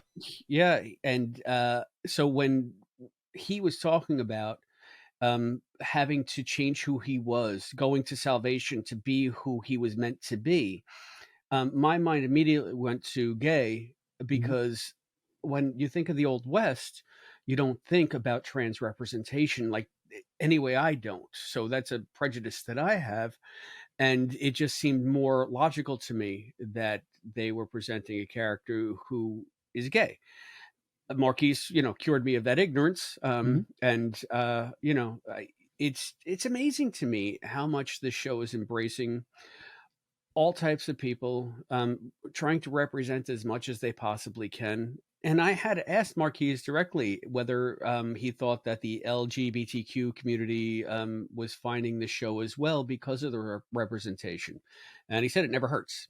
So I'm thinking that the show is, like Quantum Leap tried to make strides in the 80s and the 90s in a very safe way with representation.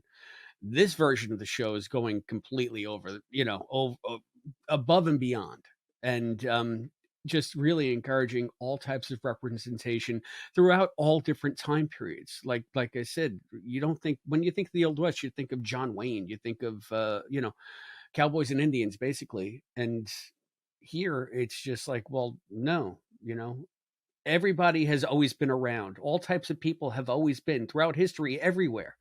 And they deserve to be represented as well. So, yeah. So I want to thank Marquise for, broadening my horizons just that little bit. Yeah. Absolutely. And Quantum Leap is doing a great job of doing this organically as well. Not so much trying to hit you over the head and be like, here's a trans character, you accept them. No, it's just, there's a person who happens to be here, who happens to live in this town, and, people are people. And I think that's the right way to go. I absolutely love that even people like us that watch the episodes multiple times, we are interested in the casting, we're interested in the behind the scenes, the writing, the production, and trying to keep up with everybody on everything and know everything we can about each episode so we can critique it and talk about it. And even we didn't know that Marquise was a trans man. And so definitely not hitting us over the head with it, just representation by being there. And I love the fact that we're in a place in time right now that we can have that representation without calling it out or saying anything about it. I just found that fascinating, and I was very happy about that. So I think we're getting there, and we're almost there. Of course, there's always going to be toxic people and detractors, but I think I'm very pleased that I went through that whole episode so many times, and I did not know that until your interview, Chris. So made me happy. Yeah. And speaking of our other queer character, Ian, again, fantastic in this episode. Loved Ian's wardrobe, that suit. I'm so glad that we're getting. I'm so glad that we're getting some flamboyant dress from a character in this series, because it was sorely needed after Dean Stockwell and Al set the bar so high. But I also really did love the fact that in the episode, Magic said to Ian, "You're the only one here who's smart enough to figure this out. Now go do it." So I like the amount of respect that Ian clearly has among the Quantum Leap crew, and that they are being given the respect that they deserve. I actually really liked what we saw from the characters at the Project Quantum Leap crew. I'm actually with you on this one too, Chris. Jen is getting up there as one of my favorites now. Simply because of the fact she says, "Should we just kill him?" And Magic's like, no, you can't do that. And she's like, well, the government's done worse for less for reasons. she's a realist. She's very matter of fact about those kind of things. Yeah. And she says what everybody's thinking, but nobody else says it. I really liked some moments back at the project. The interaction between Ian and Magic was great, and I love Magic that he has a basic understanding of the whole process, but the nuances and the scientific stuff he has to be explained to, which is great. I like that Jen has more to do now. I was very sorely missing Jen in the first few episodes. She didn't really have anything to do, and I'm loving the evolution of her character. That moment that Ian and Jen got Magic to say Leaper X, and they did that little high five fist bump at the same time. Serenity and I paused that right there, rewound it, and kept practicing it, and now that's our new thing. That's the Quantum Leap secret handshake now. So when you meet another Leaper, you can do that. So I just love that. And then at the end of that scene when Ian said, "I got him to say it," or "We got him to say it," that was great. Yeah, Leaper X. Well, I mean, the other aspect of this episode that we haven't touched upon, and I can't believe it, we're bad geeks. Hand links. Oh yeah! We got the different hand link because the reshoots involved, I guess, whatever the pilot hand link was. Allison dubbed it the Pokedex hand link. That's what she said it looked like to her. Okay. But if you noticed, Addison's whacking the hockey puck hand link, and it's her first bona fide handling whack, and then when they get the new old, prototype hand link, it's got all of the Hanna-Barbera sounds, so it sounded just like the Gummy Bear hand link, and that was a great callback. I loved everything about that. I really thought this would be the episode that Raymond was talking about, the episode with 3 hand links, but no, that's coming up later. Well, like episode 7 or 8, maybe. Yeah, well, 7 is the Halloween episode. So maybe it'll be that one. So maybe. I'm not sure. Maybe. I'm not sure. And Matt speculates that there might have been 3 hand links because there was maybe one of the originals, like the prototype hand link in maybe the original pilot, and maybe it got cut. So we're only going to get the 2 in this one. But we have seen 3 hand links on the show already. Yes. So just not one episode, not yet. I remember when we were talking to Caitlin, though, she said, "What am I filming this week? Episode 7? Okay, stay tuned for episode 7. So we'll see. All right. Well, that's next week's. Speaking of all the tech geeky goodness, we have, as promised, we have a leap and look, something like a show and tell or a trek and tell, but it's a leap and look. And today, our special guest, our panelist, Christopher DeFilippis, has something really cool to show us. And Chris, take it away. I'm not the first to have one of these, but I'm the latest to have one of these on the Quantum Leap crew anyway. Laura sent me a picture of a package that was on the doorstep, and this was waiting for me when I got home. Yes. Wow. Beautiful. I love it. It's got all the great sounds. This is the replica prop hand link, and you can whack it. And it's great because you can make the speed of the lights go or stop, or I know it's a little overexposed on my camera here. Maybe bring it back, but it's such a colorful, beautiful piece of art. It's crazy.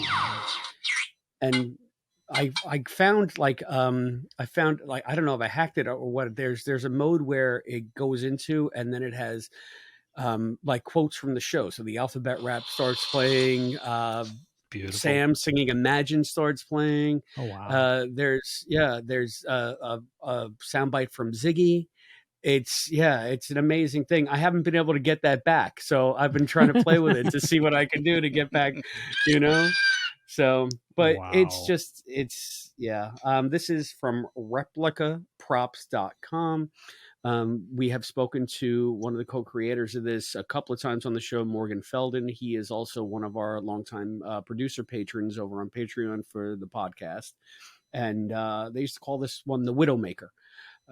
Nobody thought they could ever get like an accurate handling prop. It was just too hard, but they figured it out. So these are going like hotcakes, I believe. Everybody wants one. And they're right now working on the calculator hand link, which, believe it or not, Morgan says is harder than this one. because Wow. it's a little more intricate. Yeah. So, Yeah. Well, they don't have as much space to fiddle around with stuff either, because that one That's true. seems to be quite thick. So yeah, and the show just keeps giving us different handling. So now, because they're also talking about doing the wrist link from the leap back, and now they have the hockey puck handling that they can work on if they want to do that. And now they have what Allison, like I said, the Pokedex handling, which appeared in this episode. So I'm going to have like a vast collection of hand links, I guess, at one time. Just that and my 2 little Star Trek ships, and I'll be a happy man. So yeah. I've been wanting to get one, but it's not so much the price of it, because it's about $800 American, isn't it? But the trouble is, it's about I can't quite remember. $650. It's about it must have been 800 when I converted it to Australian then. But the problem was with the import charges, it's probably just as much again to get it imported into Australia.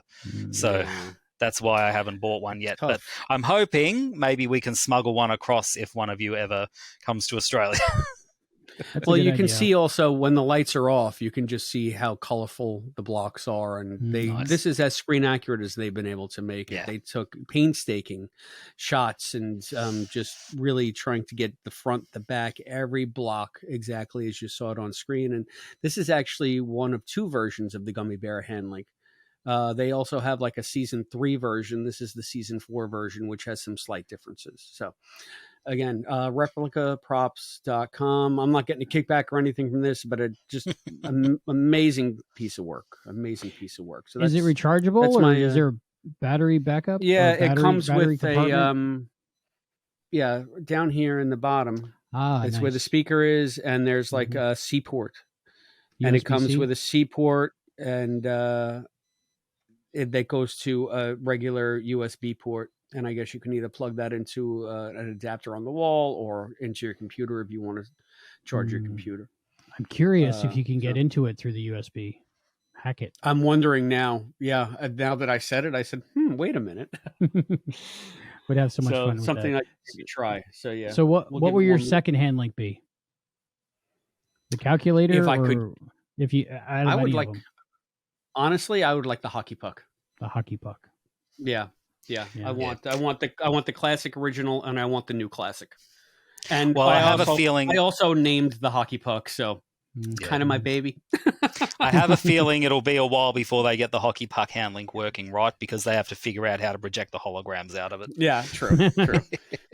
It's also evolving a little bit. I noticed in this episode that there was some red on it instead of just the blue. So it seems like they're making the top a little more colorful instead of just the brick that it normally is, the glowing brick. But I like it. I like it a lot. I think it's just a stylish, sleek looking thing. With the 3 hand links clue that we got from Raymond and the little like stay tuned for episode 7 we got from Caitlin, I was like hoping that they're going to switch back to the Gummy Bear hand link full time, like after episode 7. So I don't know. I think that what may end up happening is we saw Janice building something, which a lot of people have guessed might be an imaging chamber. There's a good chance that if she's going to be going into an imaging chamber trying to get in touch with Ben, then she'll have to be using Al's old Gummy Bear hand link. Okay. So that might be where that comes in on a semi-regular basis. The Gummy Bear hand link is just one of those things that's like synonymous with Quantum Leap. So I would love to see it more often, or at all, other than just the faded one on the desk. I would love to see Addison use that. That was, according to Matt, that was the stand-in hand link that they used because the 2 original hand link props are no more. One is in a private collector's hand, and I think Dean had the other one. And that was it. And Deborah was actually so surprised when Allison and Matt, when we interviewed her for the show, when Allison and Matt showed her this, she was like, oh my God, she ordered 2 of them. So maybe one of these will be on screen. So I'm hoping. It'd be really special thanks, Morgan Feldman. Yep. Replica props. That'd be great. So so good stuff. Yeah. It's just so colorful and beautiful. So your wife gave you that. I would say if you weren't married to her already, marry that girl. My wife is great because I'm not one for buying stuff for myself, and I've been saying I'm going to buy this since before last Christmas. And she finally just pulled the trigger. It was because of the sort of the resurgence of Quantum Leap and the success that we've been having on the podcast recently. She just wanted me to have something nice. And so thank you, Laura. I love you. And it's funny, now I'm holding it up. We have our logo on the screen here. And Scott did such a great job with our logo. They match. So they totally match. Yeah. So cool. Well done. So cool. Yeah, she's a keeper. You might want to keep her around for a while. Yeah. It's, it's only been 28 years. We'll see how it goes. So the next episode is apparently our Halloween episode, Ye of Little I'm Faith. excited. You are Father Davenport. You are here to perform an exorcism. This is not real. There's a scientific explanation for what's happening. Hell no.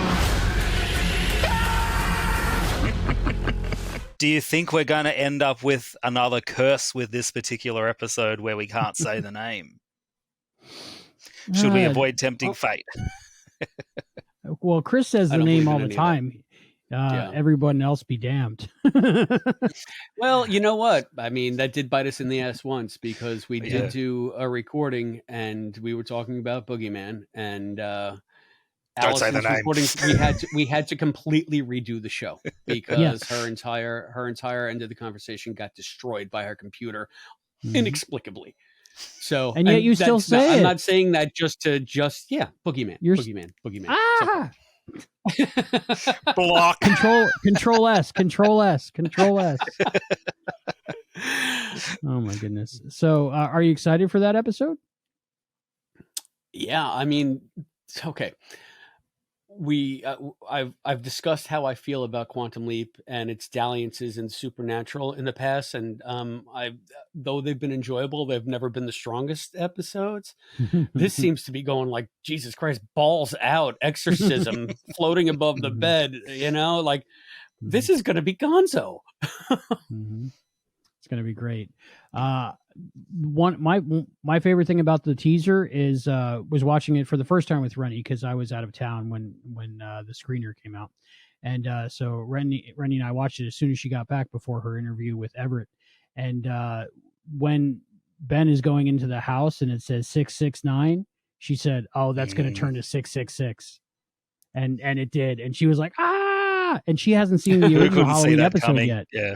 Well, that was in the original Halloween episode, right? Yeah. But she hasn't watched that yet. Yeah. She hasn't watched it yet. Yeah. So she just thought of that on her own. So I was really impressed with that.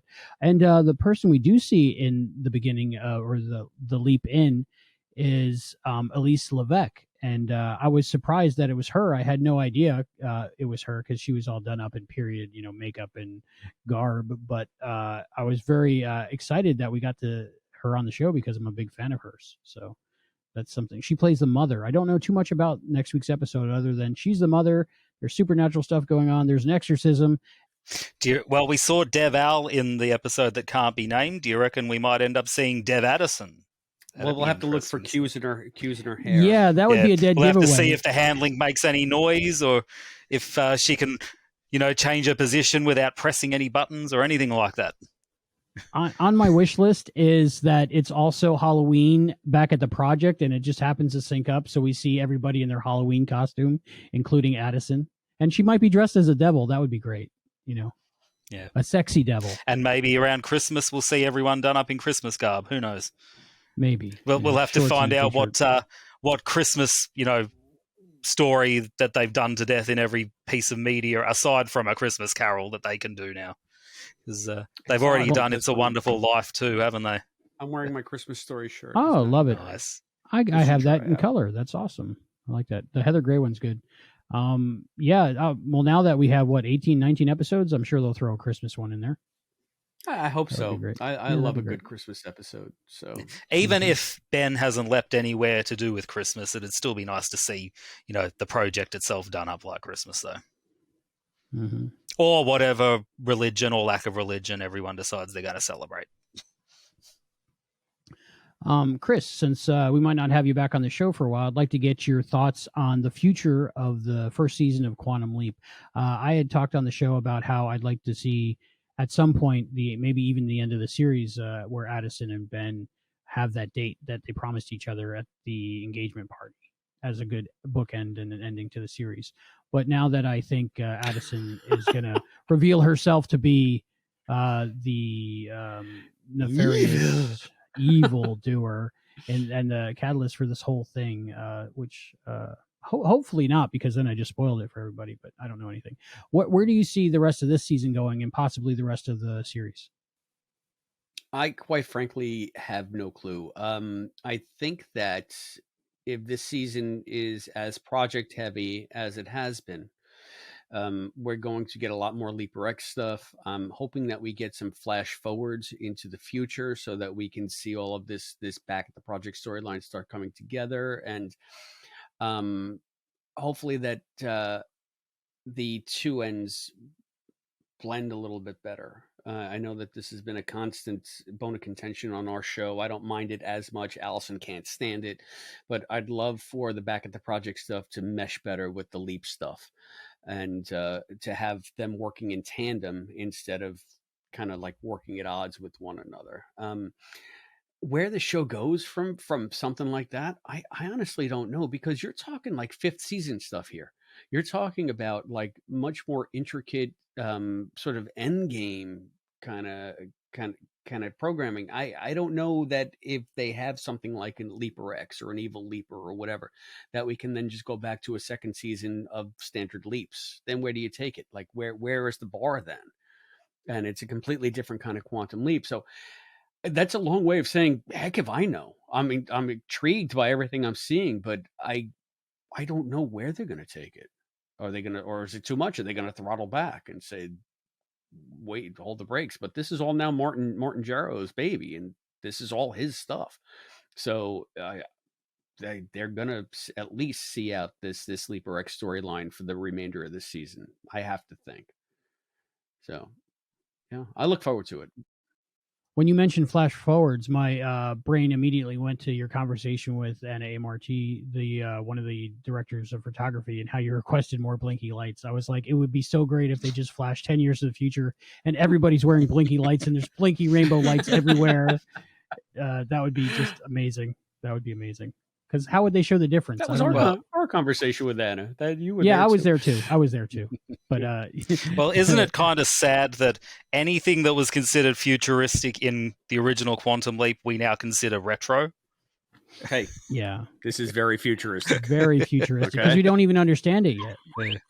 Yeah. Okay, I love it. Yeah. Well, I was watching the scene with Ian, and I think Ian was in Magic's office or something. I was thinking this whole thing looks a little Blade Runner-esque, but it also looks modern day. So I think we're actually living in the future right now. So how do you make the future of the future? That'll be interesting to see. Speaking to, bringing the future into the future and where the future, and I just hope that they adopt some of the aesthetic or some of the flavor of the original series.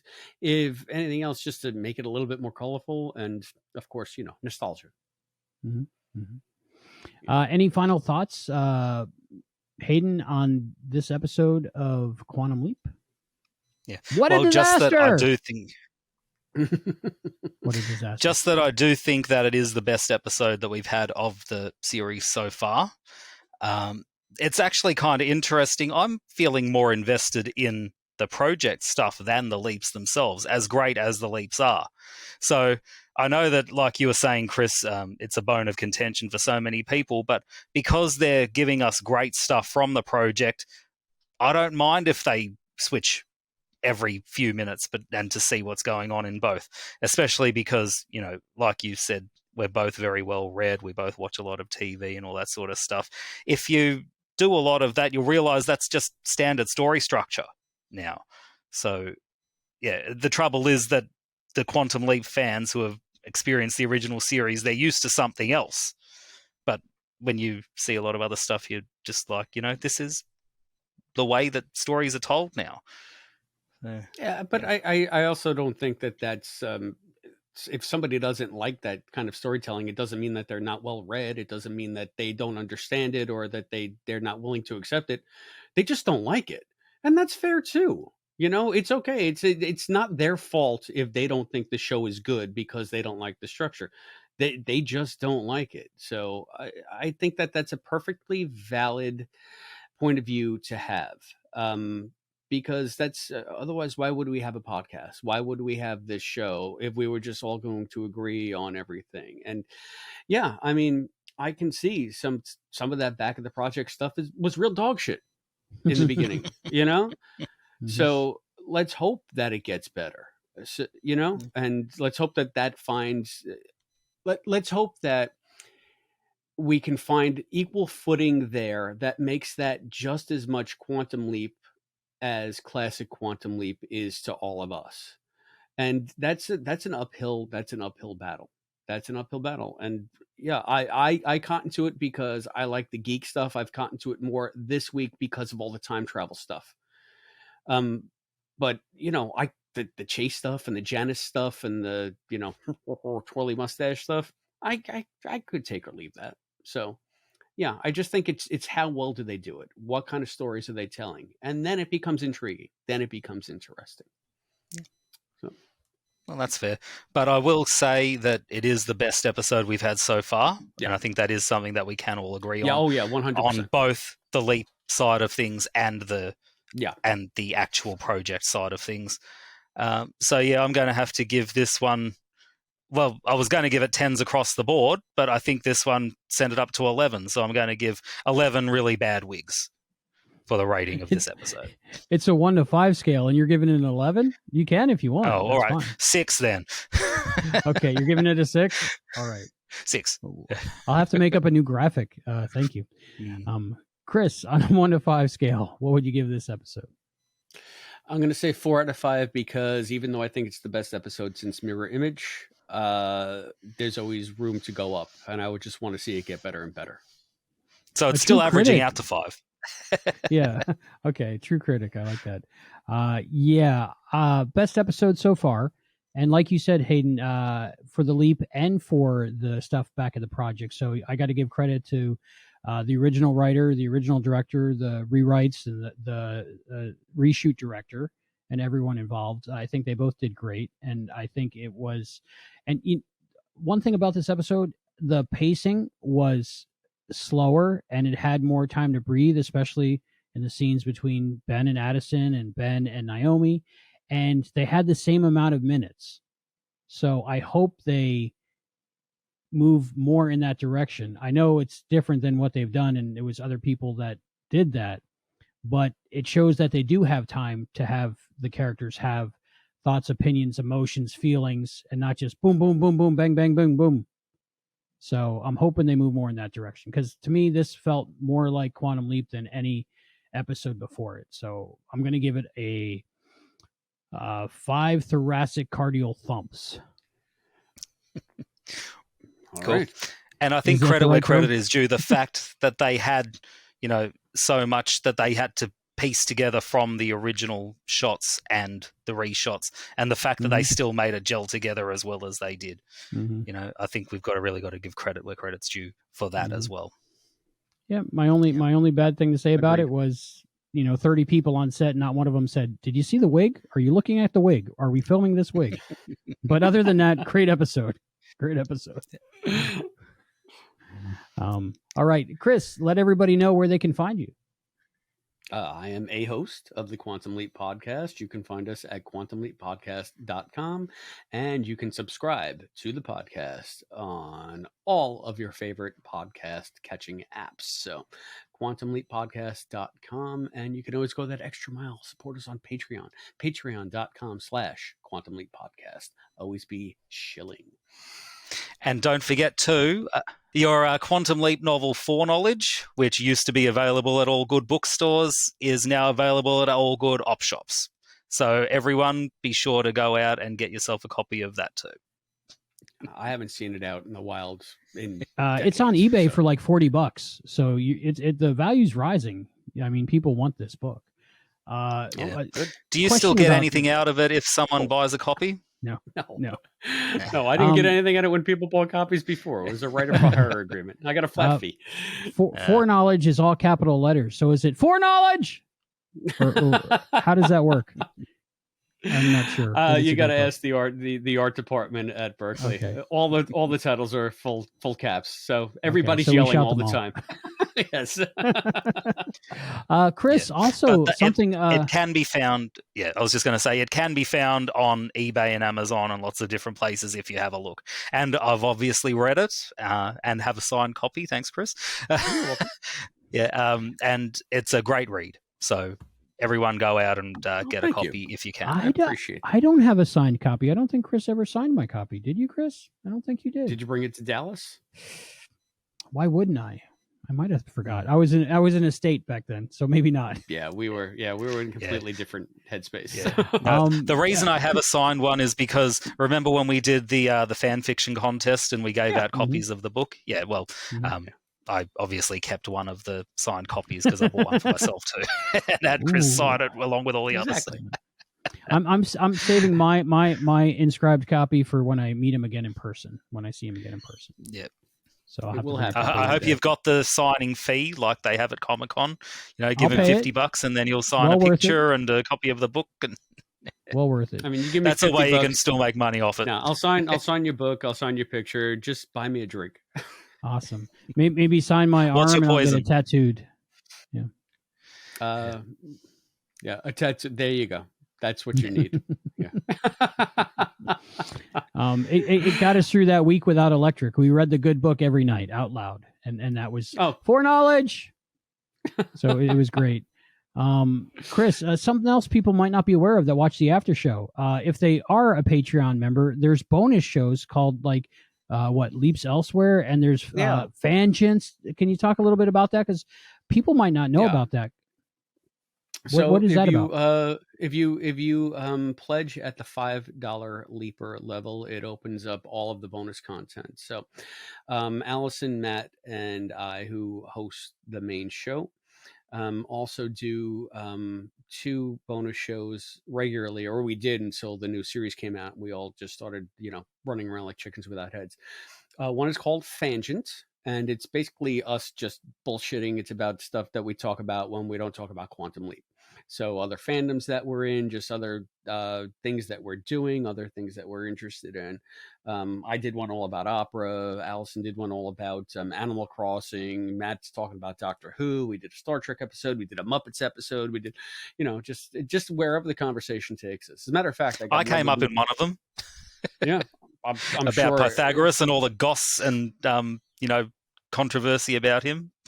Yeah. Okay. Yeah. God, we did do that, huh? God, that had to be a year ago at least. So, and the other main show that we do is called Leaps Elsewhere, where we discuss other projects that Scott Bakula and Dean Stockwell have appeared in. And we usually alternate between a Scott and a Dean project. And that's why when I was talking about it earlier in this show, that original pilot script will be a great Leaps Elsewhere, because we can sort of go and dissect that and Scott's appearance in that and all that. And a new show that I've inaugurated, Albie, you were actually the first guest, but now I think there are 3 or 4 of them out. It's called Oh Boy. And if you subscribe at the $10 Oh Boy level, I will conduct an interview with you one-on-one about your Quantum Leap fandom. So I've done a few of them, actually one with Morgan, who made the prop, and he talks again about how he actually came to this project and what it meant to him and how it reinvigorated his Quantum Leap fandom. And those are turning into some of my favorites because everybody's got a little bit of a different story. And our listeners are so freaking smart. It's just humbling. It's just like, oh my God, you guys are brilliant. And so I'm enjoying that. And, there are other things that I'm thinking about doing, but it's a matter of time, just a matter of time. So I want to do a time travel RPG. I want to do like a real play podcast set in some kind of time travel setting. So I got to figure that one out, but that's, anyway, that's patreon.com/Quantum Leap Podcast. Maybe in the last episode of the new Quantum Leap, when they have the Year of Hell ending and Ben never leaps, you can do one on that. Will your leaps elsewhere expand to the new cast of Quantum Leap? At this point, yeah, who knows? I mean, sure. There's still like 1,000 Dean projects, and that's true. Now you're talking about adding 5 more people to the mix. I mean, Ernie Hudson alone could probably cripple us, you know. An excuse to watch Ghostbusters. There's and talk already about Ghostbusters. 4 Ghostbusters movies. Yeah, there you know. So, yeah, no, yeah, I mean, everything's on the table, obviously. Yeah, I love the one with Morgan in it, and I really felt like I got to know him, which I never had before, even though we message and stuff. But I after I heard your conversation with Morgan, I messaged him and told him I thought he's such a great guy and how much of a fan I was of that. And you did great on that one, and I love the one that you did with me. Not just that's my favorite. But no, that's honestly, that conversation we had is like maybe the favorite thing I've ever done. Like I love it. I listen to it all the time. I enjoyed that. Like I picture in my head at my memorial service, they just play that podcast, you know, with a picture of me. I like the one with the guy who does the recreations of the Civil War. That's Charles Allen Gossard. Mm-hmm. And as a matter of fact, I posed a question to him in the last episode of the podcast for Salvation and Bust to see if the period costuming is accurate. And he did get back to me. So we'll be talking about that on the next show. Awesome. And also the one you did with the vet. Yeah, that was Ann Dumas, and Ann is like, she works in animal pathology. She's like a chemist and a biologist, and again, it's just like how am I talking to you? But Quantum Leap, it's a big tent and it brings everybody in, and she was a lot of fun too. She had some real issues with mirror image, as many fans did. And, you know, it was also nice to get basically the first female perspective that we've had on the Patreon site when it comes to that show. Because in my experience, when I was trying to sell my book and I was trying to make inroads into Quantum Leap fandom, the guys were all in a minority. The girls were there for Dean. The girls were there for Scott. And then Quantum Leap just happened to be there as well. So it's nice for us to maybe explore the fandom of the female members of our audience, because I feel like they make up the bulk of the fan experience for Quantum Leap. And the fact that we haven't represented them as much as we could is, I guess it's on me, but it's also on, you know, on just the luck of the draw. Who's next? Who's been the patron the longest? Who's next up in the chute? So we're going to bring everybody who qualifies eventually onto the feed. And now, well, I can't wait to do mine then. You got to up your pledge, buddy.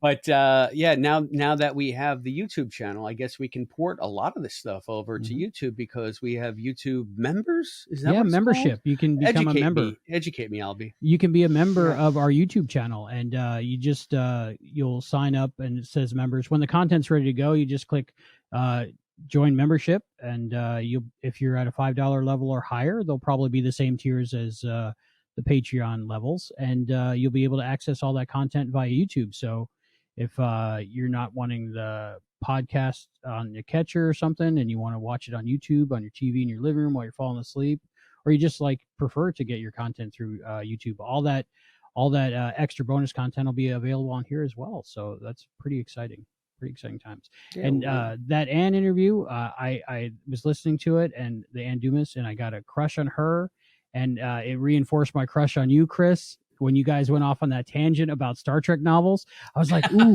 I love that novel. Yeah, I like that one too. Oh, I haven't heard of that one. I got to write that down. Pause it and write it down. I got to read that one. So that was just great. Yeah. That was just great. Yeah, Ann's a big Enterprise fan, as I've become a big Enterprise fan over the last couple of years. So we talked about Enterprise too. Yeah. So yeah, all great stuff. All great stuff. And I want to thank you, Albie, for having me on, because you said, you know, if you get it either through your podcatcher or if you prefer to watch it on YouTube, I don't know how much cross-pollination we have between the two shows. I watch almost nothing on YouTube. Mm-hmm. So it's like, to me, this is a completely new world, a completely different experience. And I have to think that some people watching on YouTube probably know nothing about getting podcasts. Mm-hmm. So if you're one of those people, I'm going to look at the camera. If you're one of those people, our podcast is great. And it's so easy to get. And there's, again, you think the bonus content is, oh my God, that's only 25 hours. We have 10 years worth of Quantum Leap podcasts that you could listen to. So that is, just go to Apple Podcasts or Spotify, or are we on Spotify? I think we are. We're on everything, or, I think. Yeah. Go wherever you get. Most of them are on YouTube anyway. Yeah, so you they're can watch getting there. them. They're getting there. But so yeah. And talking to you. that Christmas episode's coming up. So if you got an extra 12 hours to listen to that one episode, Chris never will. I don't think he ever has. Maybe in parts. No, I and listened pieces. to last year's. I listened to Hayden on there with I believe it was with Aaron and Michelle, Zoe. right? Wasn't Oh yeah, that's right. Yeah, I did that was one last with year. And then Sandy Mhm. Freeze, I listened to that one. I've listened to all of them. It's a nice. And I it's think when you're- Allison did one with someone, and with me, I think. a couple of years ago. It was yeah. with Allison and Albie. I think so. And yeah. I did Yeah. one with God, now Was I'm it blanking Suzanne? on mine. Suzanne Smiley, and that's like 5 years ago now. Yeah. Oh, so easily. I think it'll it's be more up to than that. 12. It'll be up to 12 years or 12 hours this year. So All right, that's not an example of what you have to look forward to on most podcasts. Don't No. let that scare you away. no, that's my one experiment of seeing how long I can get a podcast and people still listen to it. So, but it's all great. It'll content. take you until Christmas next year to actually have it all listened to. That's true.